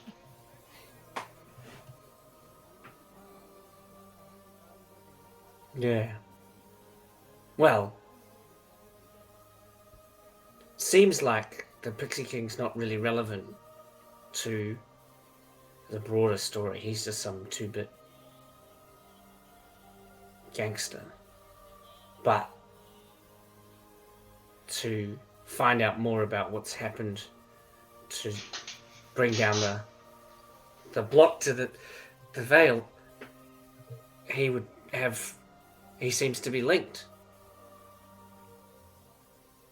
Finding this woman who people would believe is your mother. Yeah. In order to kill her. So, suppose in order to save her, we have to put her in danger. At least at first, unless we eliminate the threat first. So when you talk about order, yes, it does matter. Oh yeah, I think we can't go there until there's a block on traveling between interplanar travel, and if she's on the fire plane, then we can't get there. Anyway, we can't get rid of we can't go and see her because we will have solved the problem by the time we go and see her. Anyway, and then you'll go home, and Vartex will go home, and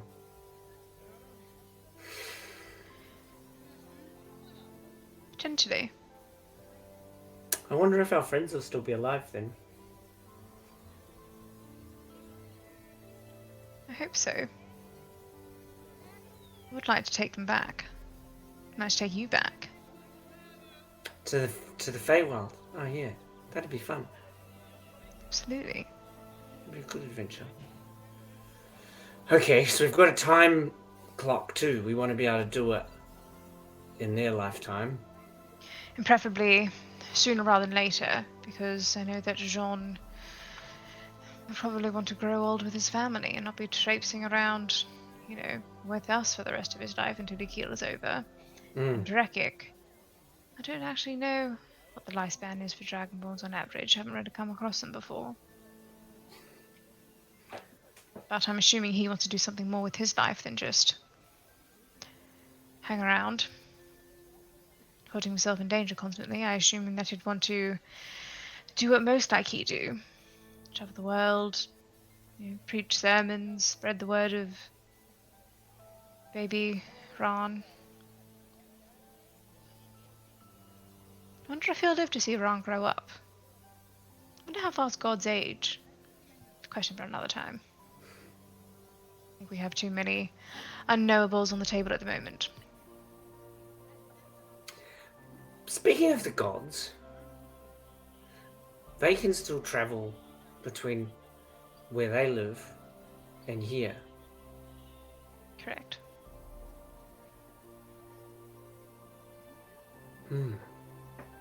So can we, technically. We did that one time. That's what I mean. We went to the... What's it called? The heavens? Did we go to heaven? No. The Pantheon? Is that what it was called? What was it called? Gave it a name. I don't think you got a name. We did. They didn't give us a name. The gods' realm. What do you call the realm of the gods if you don't call it heaven? Is heaven's where the people go when they die? Is that what the... I don't know this word heaven. Yeah, I'm pretty sure that's where we went. We went to heaven to visit the gods in heaven. Yeah, I think on this thing it says, look. Oh, it has this different word. What's the word that it has? Valhalla. Mount Olympus. Akitra. The Pantheon. And Don't believe. No, where we come from, there isn't really a heaven or any sort of physical place that you go to when you die. At least not by our belief. It's called Etheros. Etheros. But I don't think you were told that, but you may know. We asked Tam one time. Well. Oh. John. I was hoping Drekik might stay up for a little longer, but... Yeah. What are we going to do about it? I must admit he's been acting rather strange lately. Stranger than normal. It seems as though he's using far more words than he usually, used to. Yeah, so I've been thinking about this because I talked to Vartex and he confirmed what I knew about the aberrant being. So what they do is they have a parasite and it goes into the brain and it eats the brain of the host, and then it turns into this aberrant creature. And he suggested we go to the Underdark to find someone that might be able to help cure it. But I don't know how to get to the Underdark. I don't know if we can get to the Underdark with. Ooh, I wonder if the Underdark's like the gods. Is it just the Fae? No. No, the Underdark is an actual physical place on this plane. Oh. So, would I know much about the Underdark? Having not been there, but kind of know about. Make a history check. History. Come on, Laura, roll above a fucking, 7? I haven't rolled above a fucking 7 tonight. I guess you can have advantages this one because you're an elf. Yes, please, yes, please, yes, please. Because that was not above a 7, that one. Oh, yeah. Come on. I guess it makes sense, maybe. Better. 17. No. Plus 13 plus 5, 18. You know, the Underdark is full of drow. You know that the majority of creatures living there are usually not considered good. You know that there's a lot of creatures there that only live there, and it's a place of perpetual darkness, pretty much. There is rumors of civilizations there that are not specifically evil in the sense that they will just kill you from being an outsider. But that's the extent it goes to. You've never been there. You never really talked to anyone who's really been there. So you don't really know. In terms of the structure and like how to get there, would I know anything about that, or would I just kind of know about the people that live there? So you know that there are entrances all over this plane. They're very well hidden and usually very well guarded. But it is usually going downwards. So places like mines or deep crevices and stuff like that. Ravines is probably something to look out for. I relay. So, you find entrances through places like, deep tunnels and ravines and mine shafts, and I'm assuming that a lot of the civilization exists within these sort of anthill type, structures. It's all kind of tunneled into the earth. Well, that's inconvenient because that's definitely not on the same plane. I think this seems like something John's picked up along the way. What else did he say? Vartex. Well, he confirmed that they'll die a horrible death, and then we had a bit of a conversation about whether or not it would be harmful, according to the contract, to kill John so that he doesn't have the pain. Because he's going to die a horrible, painful death. At what point is it helpful to... Mercy. Well, and here's my question for you that I didn't want to ask Vartex, because I think it would have put me down a path that I don't think is safe with him. At what point do we stop asking John's opinion about the thing that's in his head that's got mind controlling abilities? Like, if he is controlled by this being and not himself, at what point do we stop listening to him and try and fix it? I feel as though we need to start small, asking sort of simple questions and things that don't really have consequence, and then seeing how his response differs from answer to answer. Between the three of us, I feel as though our moral compass, although sometimes can be ambiguous, generally points in the same direction. If it starts swinging too far the other way in terms of Jean's responses, that's when we know that, you know. And I think we also need to understand more about what this creature is and what it does, and try and figure out if there are patterns and, you know, that you can start seeing symptoms.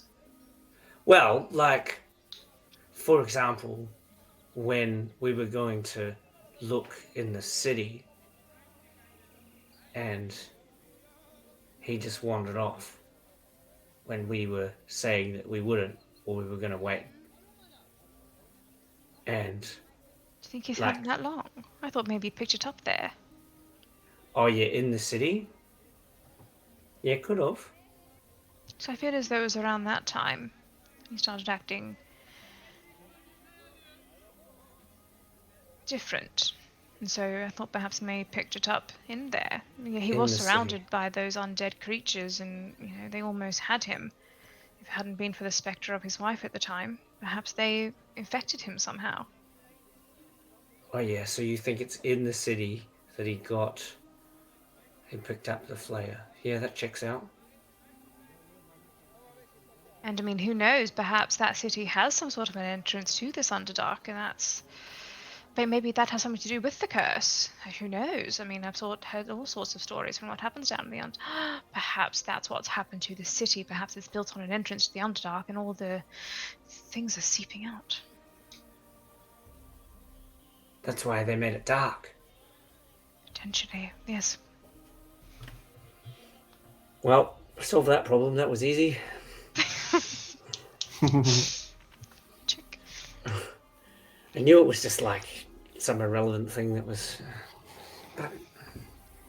Well, we can try and find out more about this creature. Maybe we need to go and hit a library and see if we can, you know, read up on the Underdark and creatures like this, and see if we can. Well, should I talk to the creature?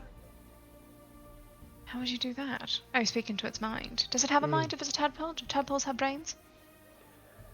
Yeah, they're like, yeah, because I don't know if John knows that the tadpole's talking to it, but the tadpole would definitely be talking to John. Like, Don't you need to see things, you know, to be able to commune with them? yeah, Although you did see it when you were casting. nah, yeah, actually, I can cast if I cast the if I can always talk in someone's mind when I can see them, but if I cast the spell, then I can hear all the thoughts, like even if they're invisible. Oh. Yeah. So you could potentially pick up the thoughts of the creature, the tadpole. Interesting. And I could, see if I could figure out what its intentions were. Yes. That's very smart. I wish I could be of help. I mean, I could tell you to do a good job. Yeah, well, there's two things that I'm worried about. One is the creature telling John that I'm hurting it, and then John waking up and hurting me, although he can't. He can't do that. Interesting. Physically. Yes, can't hurt me, but he could Unless- hate me. And my other thought is that if this creature were to, is, you know, speaking into the mind of him, how long until it gains enough control to take over his body on occasion, and then from there, you know, it wouldn't actually be Jean hurting you, it would be whatever this creature is. The creature, yeah, the creature controlling, yeah. See, yeah. So I'm worried about that, right? Being hurt while I'm concentrating. I'm worried about the whether it's okay to do it. Like, that's why I asked the original question, which was, if I say, hey, Mr. John, do you want me to talk to the creature that you're denying exists? And he says no, then that we've had that conversation, really, isn't it? I feel as though we need to do more research onto the type of creature that it is and really figure out, if there are any telltale signs that, the end is nearing or something like that to do with the person, and then see if we can, maybe we can have a checklist, a symptoms checklist or something like that, and then it could be like bingo, and then if we get, bingo, then we know that it's, we could have a card with all the symptoms on it, and then anytime he does one, it's... Well, yes, except if he's dying, we don't... I know that it's there. So it's not like we're guessing. And I know that they kill their host, and what they do is they suck their brains out. So the longer we wait, the more of John's brain gets sucked out, and he's not very smart as it is. So, well, that's why I believe it's important to ascertain, what symptoms he has, and so we can actually get a timeline, ascertain, if we think about how long it's been since we suspect the infection started, and then from there see if he's displayed any sort of common symptoms from there, and we can, see what it looks like at the end, and then kind of get ourselves a rough timeline to see how much time we have to work with. I don't think we need to jump to any rash conclusions, because as you said, Jean could, number one, hate us for trying to intervene to save his life, which, number two, the creature could take over and hurt us, so we need to know what we're dealing with before we deal with it. But I don't... How are we going to find out what? So we're going to go to the Underdark? No, read and ask people. Read, yeah. Actually, I did ask for access to the archives. Oh, that was smart. Okay. I'm trying to think of, I could potentially... Who do we know? Surely we know someone deals with sort of magical anomalies that I could ask. Surely there's someone that I know. Well, I've already asked the person that I know. I'm thinking maybe... No, Mana's... Well, she knows people at that university. Perhaps they would. This is why I think, talking to the creature would be the best way to go. Because if I just find out what he's thinking, what they are thinking, then we'll know. Yes, but Jean will also know that you're probing.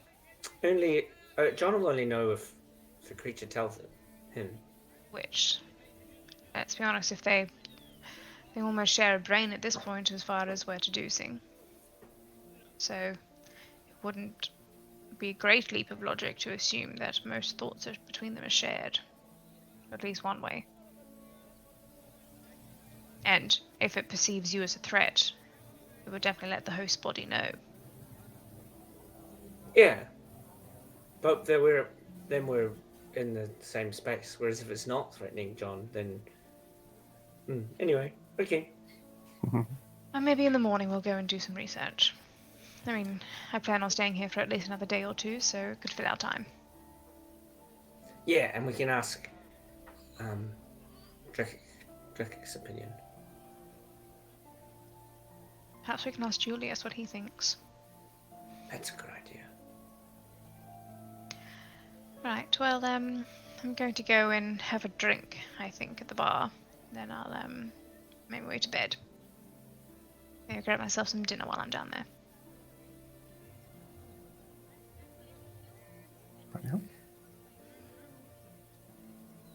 Is Sean actually trying to sleep? 100%. He wants to not think. He's in bed. He wants his mind turned off for as long as possible. He doesn't want to think about anything that he just heard, about anything. Yeah, he's out. I need you to make a Constitution saving throw. Woo!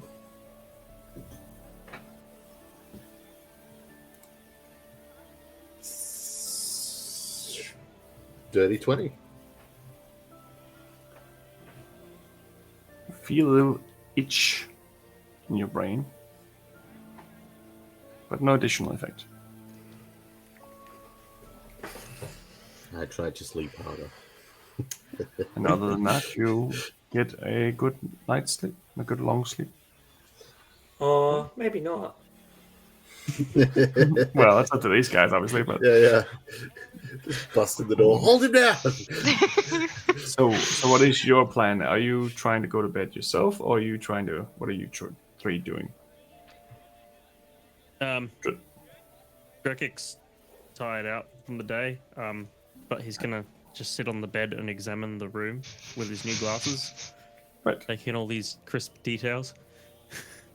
And then he's gonna go to try to sleep. Okay. And Celeste and Ingue, you're both doing something, as far as I can understand. Celeste, what are you doing? So Celeste is going to go to the bar, Mhm. have a couple drinks, have something to eat, kind of just spend some time with herself. Go, just walk around the complex, look at the stars, do some star mapping, and then eventually make her way back, probably at like 11-ish to 12-ish, so like a good couple of hours that she'll spend out there. If Ingue's still awake, she'll check in with him, and if not, she's going to try something else. Depends if Ingue's awake or not. So as soon as Celeste leaves the room to go to the bar, I cast Detect Thoughts. On Celeste. No, so the Detect Thoughts spell at the first instance, because Just Celeste was surface right, is surface thoughts, and I have to be able to see the creature to do the mind probe thing. But I'm going to, I just want to know if I can detect, because it's for a minute, so I'm just going to sit and listen for aberrant creatures' thoughts within 30 feet of me. But you have to be able to see them, right? No, not to see, not to hear surface thoughts, because I can use it to find invisible creatures. Okay. You do not hear anything, but you also are not within range of any of these guys, if you wanted to. Yeah, so I'll get with it. I'm going to go and sit next to Jean. I'm specifically looking to listen to see if I can hear the thoughts. Otherwise, this is a moot point. Right. Make a perception check.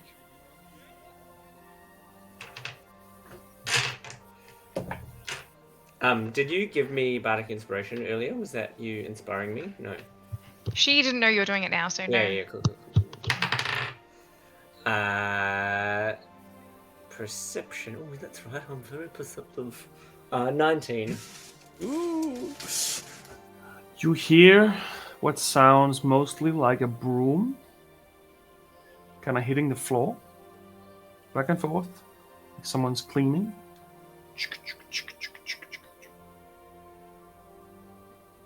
Hello, Ingue. Pleasure to meet you. Can I talk back now? You can try. Yeah, I'll try and... Oh! Hey! Who are you? My name is Lily. I'm a friend of Sean's. Oh! Hey, Lily! Well, any friend of Jean's is a friend of mine. So, yeah, what's happening? So, I'm temporarily borrowing Sean as like a donkey, just traveling around. Once I get to a destination, I'll just leave him alone and do my own thing. I don't want this body of all the choices I have. but he's been friendly enough to not try to destroy me, and I have repaid the favor. Was that you that made him all strong and stuff? In the Yes, prison? I just trying to protect him until I get to my destination, and then we will part ways in a friendly and calm manner. If you try to do anything, I will fucking kill you and everyone you know. Do you understand me?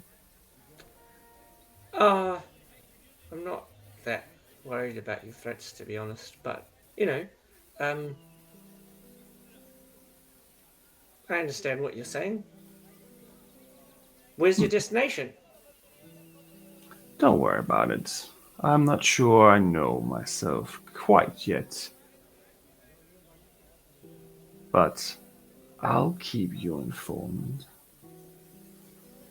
Yeah, cool. Let us know. Anyway, don't think Sean's gonna need this memory anymore. And you see John kind of twitching at that moment. Oh, I don't see John. I'm not in John's room. I'm I thought you were next to him. Well, you hear like Sean outside being the like, that it's just in his head. But that's it. Do I have any ability to pick up whether I trust that John's going to be left? Although I think it's pretty clear that he's not. You can make an insight check. Check.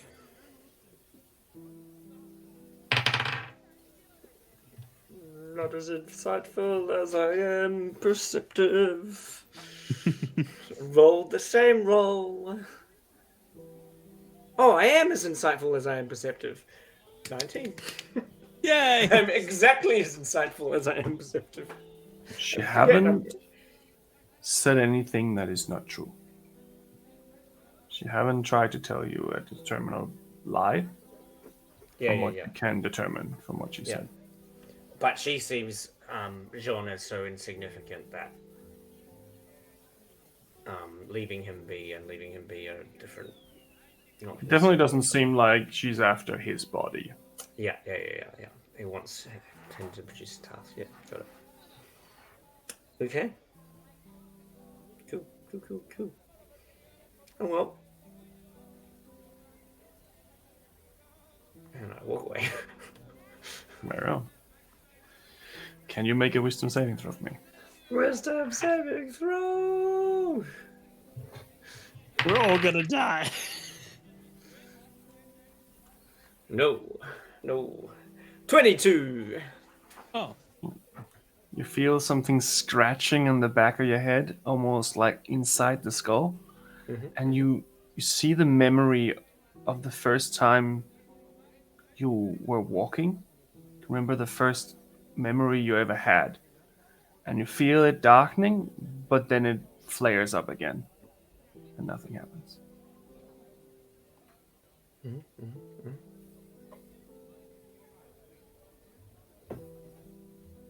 Cool. Right. Celeste.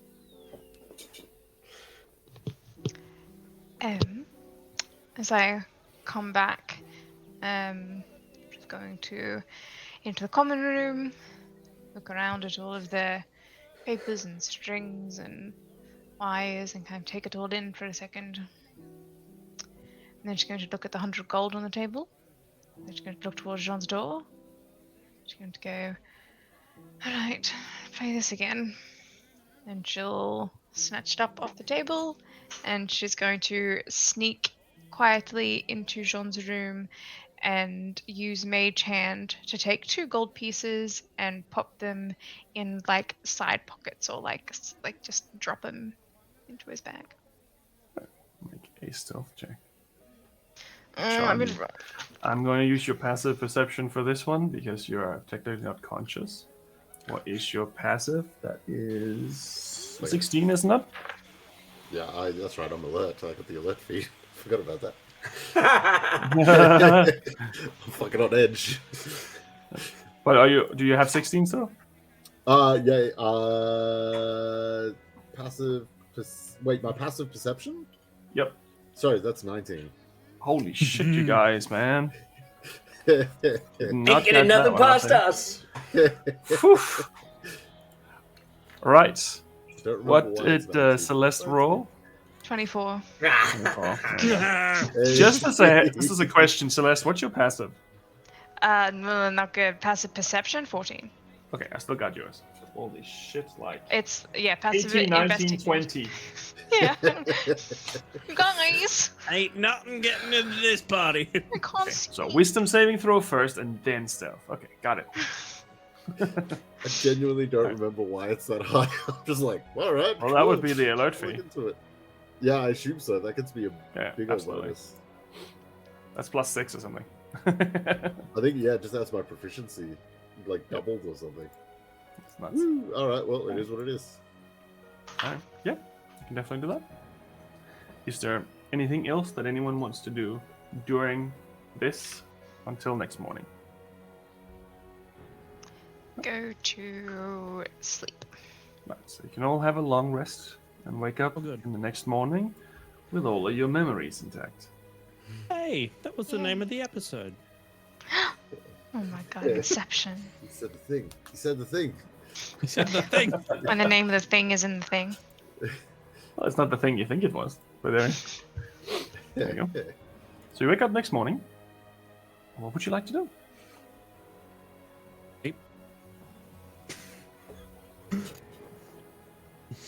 Celeste does not wake up the next morning. She's just dead. Ingue is asleep in the common room. Like, you know when you're like studying late at night and you like fall asleep in your book? Like, so he's like would have Bold like, of you to assume I've ever studied. I mean, doing an assignment that was due yesterday. Okay, yes.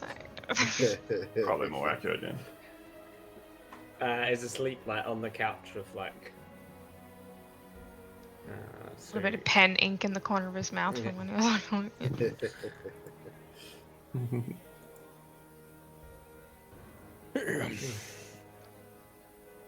John takes a little while to get out of his room. He would wake up, remember the day before, sit there for like half an hour to an hour.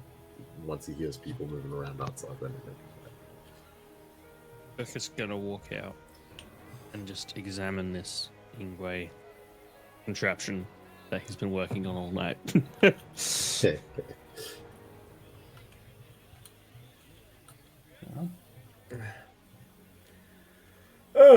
Drickett. Hey, how are you? Yeah, good. It was a confusing night. Looks confusing. Yeah, well, yeah. You connect any more dots in the puzzle? Yeah. Oh, I've got a question. For Mr. John, I figured that some stuff out about that. Good. I mean, when Celeste is up, we'll go and do some reading, some research. But yeah. I think it's coming. I mean, it doesn't. I'm not really sure where we should go next. It doesn't seem to matter. I mean, yeah.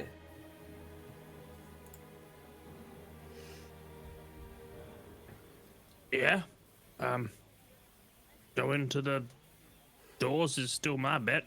So doors, then Kronos, then off to Blightwood. That seems like a good idea to me. Yeah, same plan. Yeah, I think. Yeah.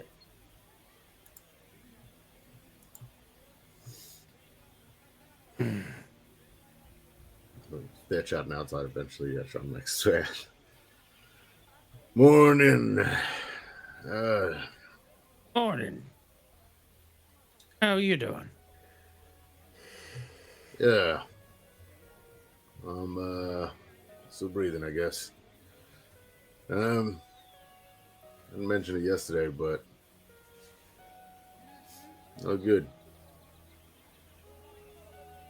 Suit your face. What? Drakic, the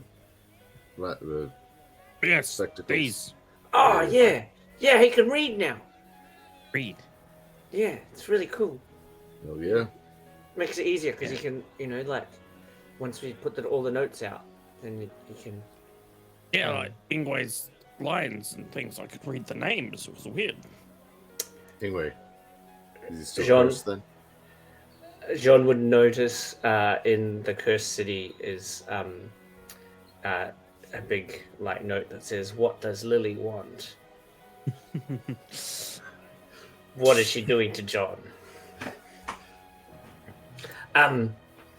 He's still cursed. Yeah, that's curses. That's how curses still work. But we went to the church yesterday, and they told us what your curse was. Your curse was that if you die, you're going to come back as a zombie. Yeah. Yep. Okay, I was trying to make it lighthearted about the reading thing. No, I'm cursed with apparently not gonna die when I die. Well, I am gonna die, but I'm not gonna be dead. All right, well, we're not gonna let you die until we can lift that curse, because I ain't That would having be you bad. come back. Yeah, if there's Yep. anything undead. It's I gotta find a warlock. a warlock. That's all I know. You know what a warlock is? Do we know what a warlock is? Like, was Tam Yeah. explicitly a warlock, so to speak? Or I think- Time was a warlock, but you would also would have known like what that type is. It's usually seen as a wizard who does some shady shit, usually on a very basic level. You gotta look for a wizard that does some shady shit on a very basic level. Wiz Shady, yes. For the real Wiz Shady, please stand up. I think I'm a warlock. Oh, Hey, you're a warlock. Yeah, isn't a warlock someone that makes a deal with a powerful creature to gain powers? Oh, wait, no, I didn't get any powers. Never mind. Just gotta add Ingue picks a different class into my bingo card. by that, then both Drakic and I would be warlocks, right? Yeah, I mean, exactly. we chose. But I'm a cleric. Yeah, it's different. I don't. If your being is a god, gods make clerics, Oh, and that makes it other different powerful then. creatures makes warlocks. Yeah, that changes things, I guess. So, I mean, you're a warlock because Miss Celeste is a powerful being, and she gave you some powers. You know how you can listen real and get your thing back? Yeah. Oh, yeah. I guess I got magic powers from a powerful being. Yeah, that makes sense. Anyway, Yeah. what the fuck is this? Well, I was hoping you could tell me more. Who's Lily? Lily's the tadpole. Well, no, I think Lily's not the tadpole. I think Lily put the tadpole in John's brain. Right. Sean, you can feel Lily pressing up against your skull right now. She wants to take control.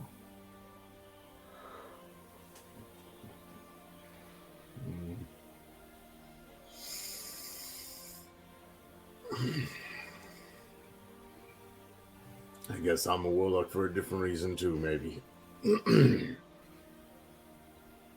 Don't do anything stupid. And I. You let her? Yep. So you see Sean's eyes go black. And he's just frozen in time. However, his mouth moves. Hello, everyone. Pleasure to meet you finally. My name is Lily. I am Sean's passenger, and we're going on a ride together.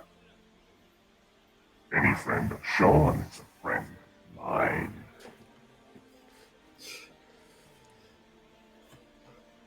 I am not gonna hurt him. You are not gonna hurt me. Yeah, that's how it works. I'm just gonna use this little donkey of a horse until I get to my destination. And then we'll part ways. Hopefully, without me having to part any of you. Sean is mine. You try to fuck with me, he dies. You try to betray me, he dies. You get the point? Yeah. Sure.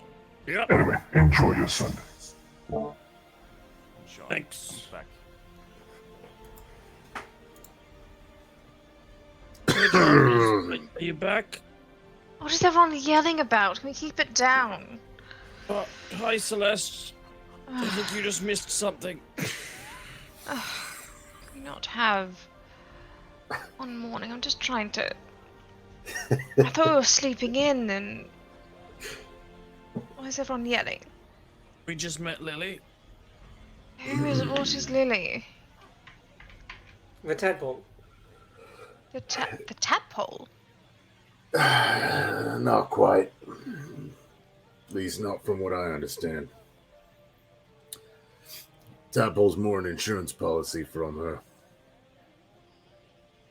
Celeste is just slowly like putting on her like clothes like over her like. What? What? So it seems something happened. And I'm now sort of a horse and cart for someone. The exact who words seeks- were donkey and a horse. Yeah, I know what they said. I chose my own. Regardless, I am. Yeah, think of the tadpole as a sort of bolt in the wheel. Things don't go well, the bolt is let loose, and the whole carriage comes apart.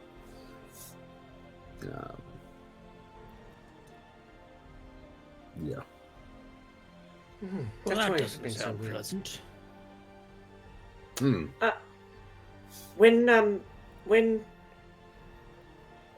When did you meet Lily?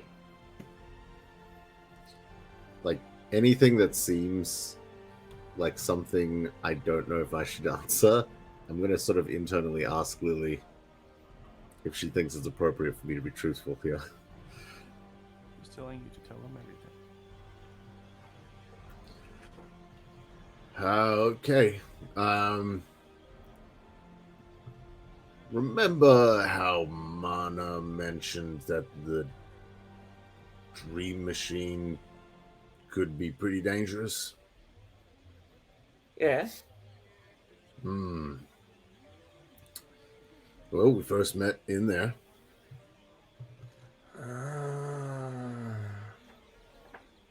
And, yep. See, I told you it was being weird at the Dead City. And the dream machine. And is there a lot of I told you so if you go around the table right now? I mean, you're right. Oh, I know. Very rarely am I wrong. We're in agreement then. Look, I thought of my arm. I thought of that, and I don't know. I wavered at the thought of something else for a moment, and it must have been enough to do something with the machine, to not give me exactly what I was looking for, and she was able to reach out to me through it in some capacity. And When I woke, I had someone else sitting beside me and my wife on this here journey that we're on. How many people are you gonna have living in your head, John? Preferably no more. In fact, less would be nice sooner rather than later. But we came to an agreement, and I will see it through. What's the agreement? I will get her where she needs to go, get her what she needs, and she will help me out with something of my own. And so, all this time, you never thought once to let us know this was happening? I've thought about it a lot, but considering the circumstances, I genuinely thought things would be worse if you all knew. Oh well, now they're just peachy, Jean. Now it's all fantastic. Now our lives are at stake as well as yours. For someone who admittedly does not have a great grasp on magic and the workings of greater beings, I would have thought you would have more common sense than to keep something like this to yourself. I think we've had this conversation many times, and now you put us all at risk. You're right. I can't say anything against that. I don't know what else to say. Well, next time, why don't you just if you make sure you check with us. I mean, if I wasn't bound by that contract, I probably would have killed you. Appreciate the honesty. I guess it's forced, but I'm sure you would have said that regardless. Well, to be honest, I didn't even know if Lily would be all right with me mentioning it. I thought I would be putting everyone at more risk revealing her to everyone. I thought she wanted to remain anonymous, and after a brief conversation last night and a sensation on my head, and very clearly you somehow knowing her name, all had me realize that perhaps that's not so much the case. If I had known she was all right with you all knowing, I would have told you sooner. But Well, as you said, you've been able to have many a conversation with her. Did the thought not cross your mind to ask? genuinely, no. Well, that explains a lot. Yeah. People dabble in things that they do not understand. And the rest of the people are here to deal with the consequences. Cleaning up other people's messes. Constantly. Because people don't know how to ask for help or listen to help when it's given. Yeah. I got into this trying to clean up someone else's mess, clearly dabbling in things they didn't understand. So I guess the wheel keeps on turning.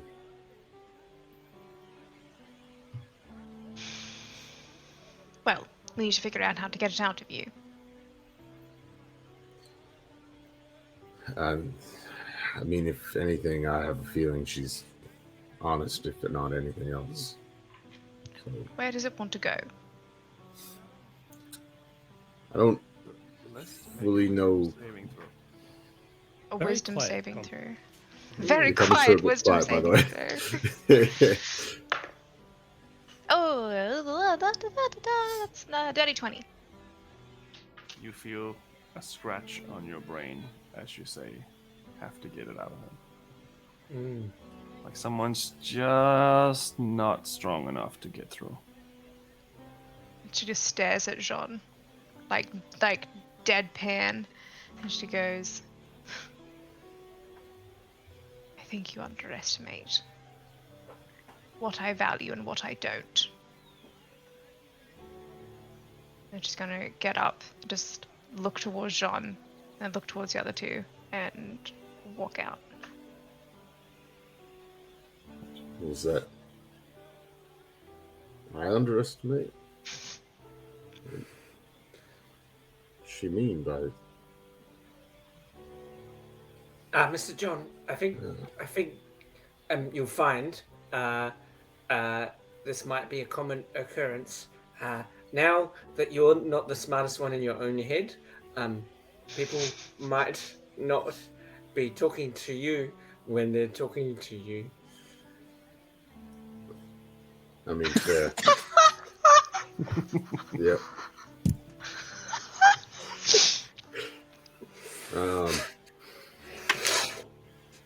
I mean, to be fair, I think my wife's been in there the whole time you guys have known me, so I guess I've never been the smartest person in my own head. Since the day he was born. There's always been something. That is the comment of the night.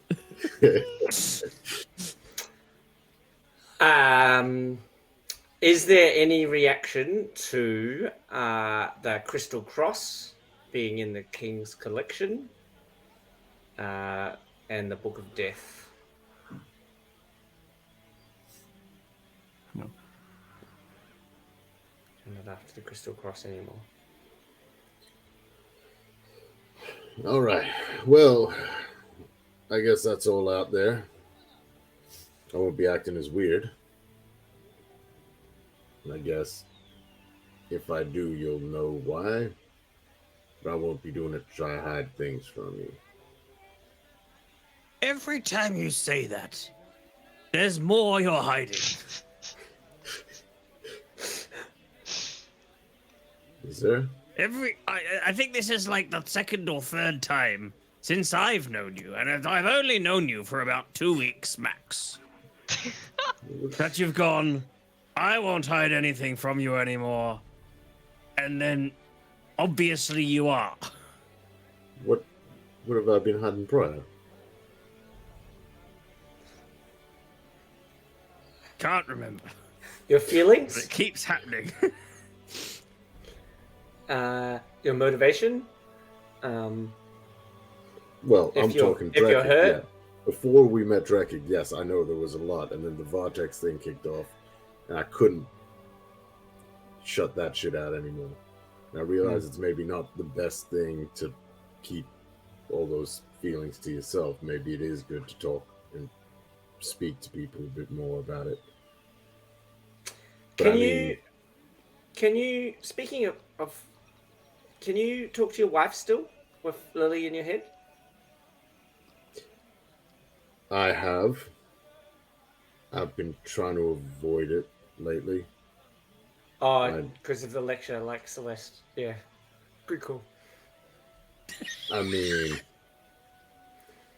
I know that will come at some point, but it is more so that I am worried to have her present at the same time. That makes sense. I could. Oh. Nah, Lily probably won't like that.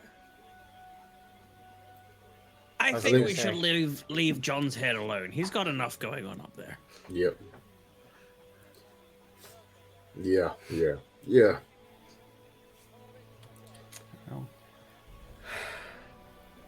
Is Celeste doing anything in particular as she stormed off?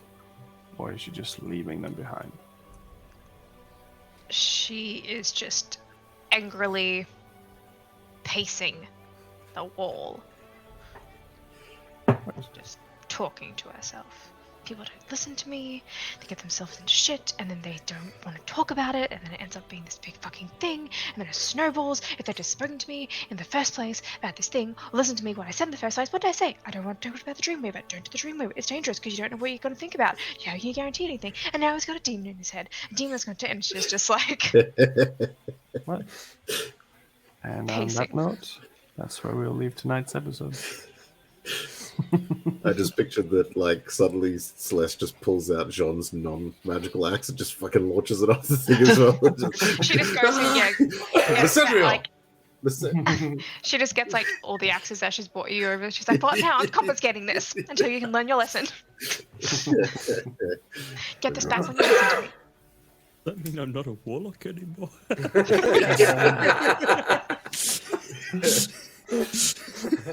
Oh, well of powers, no.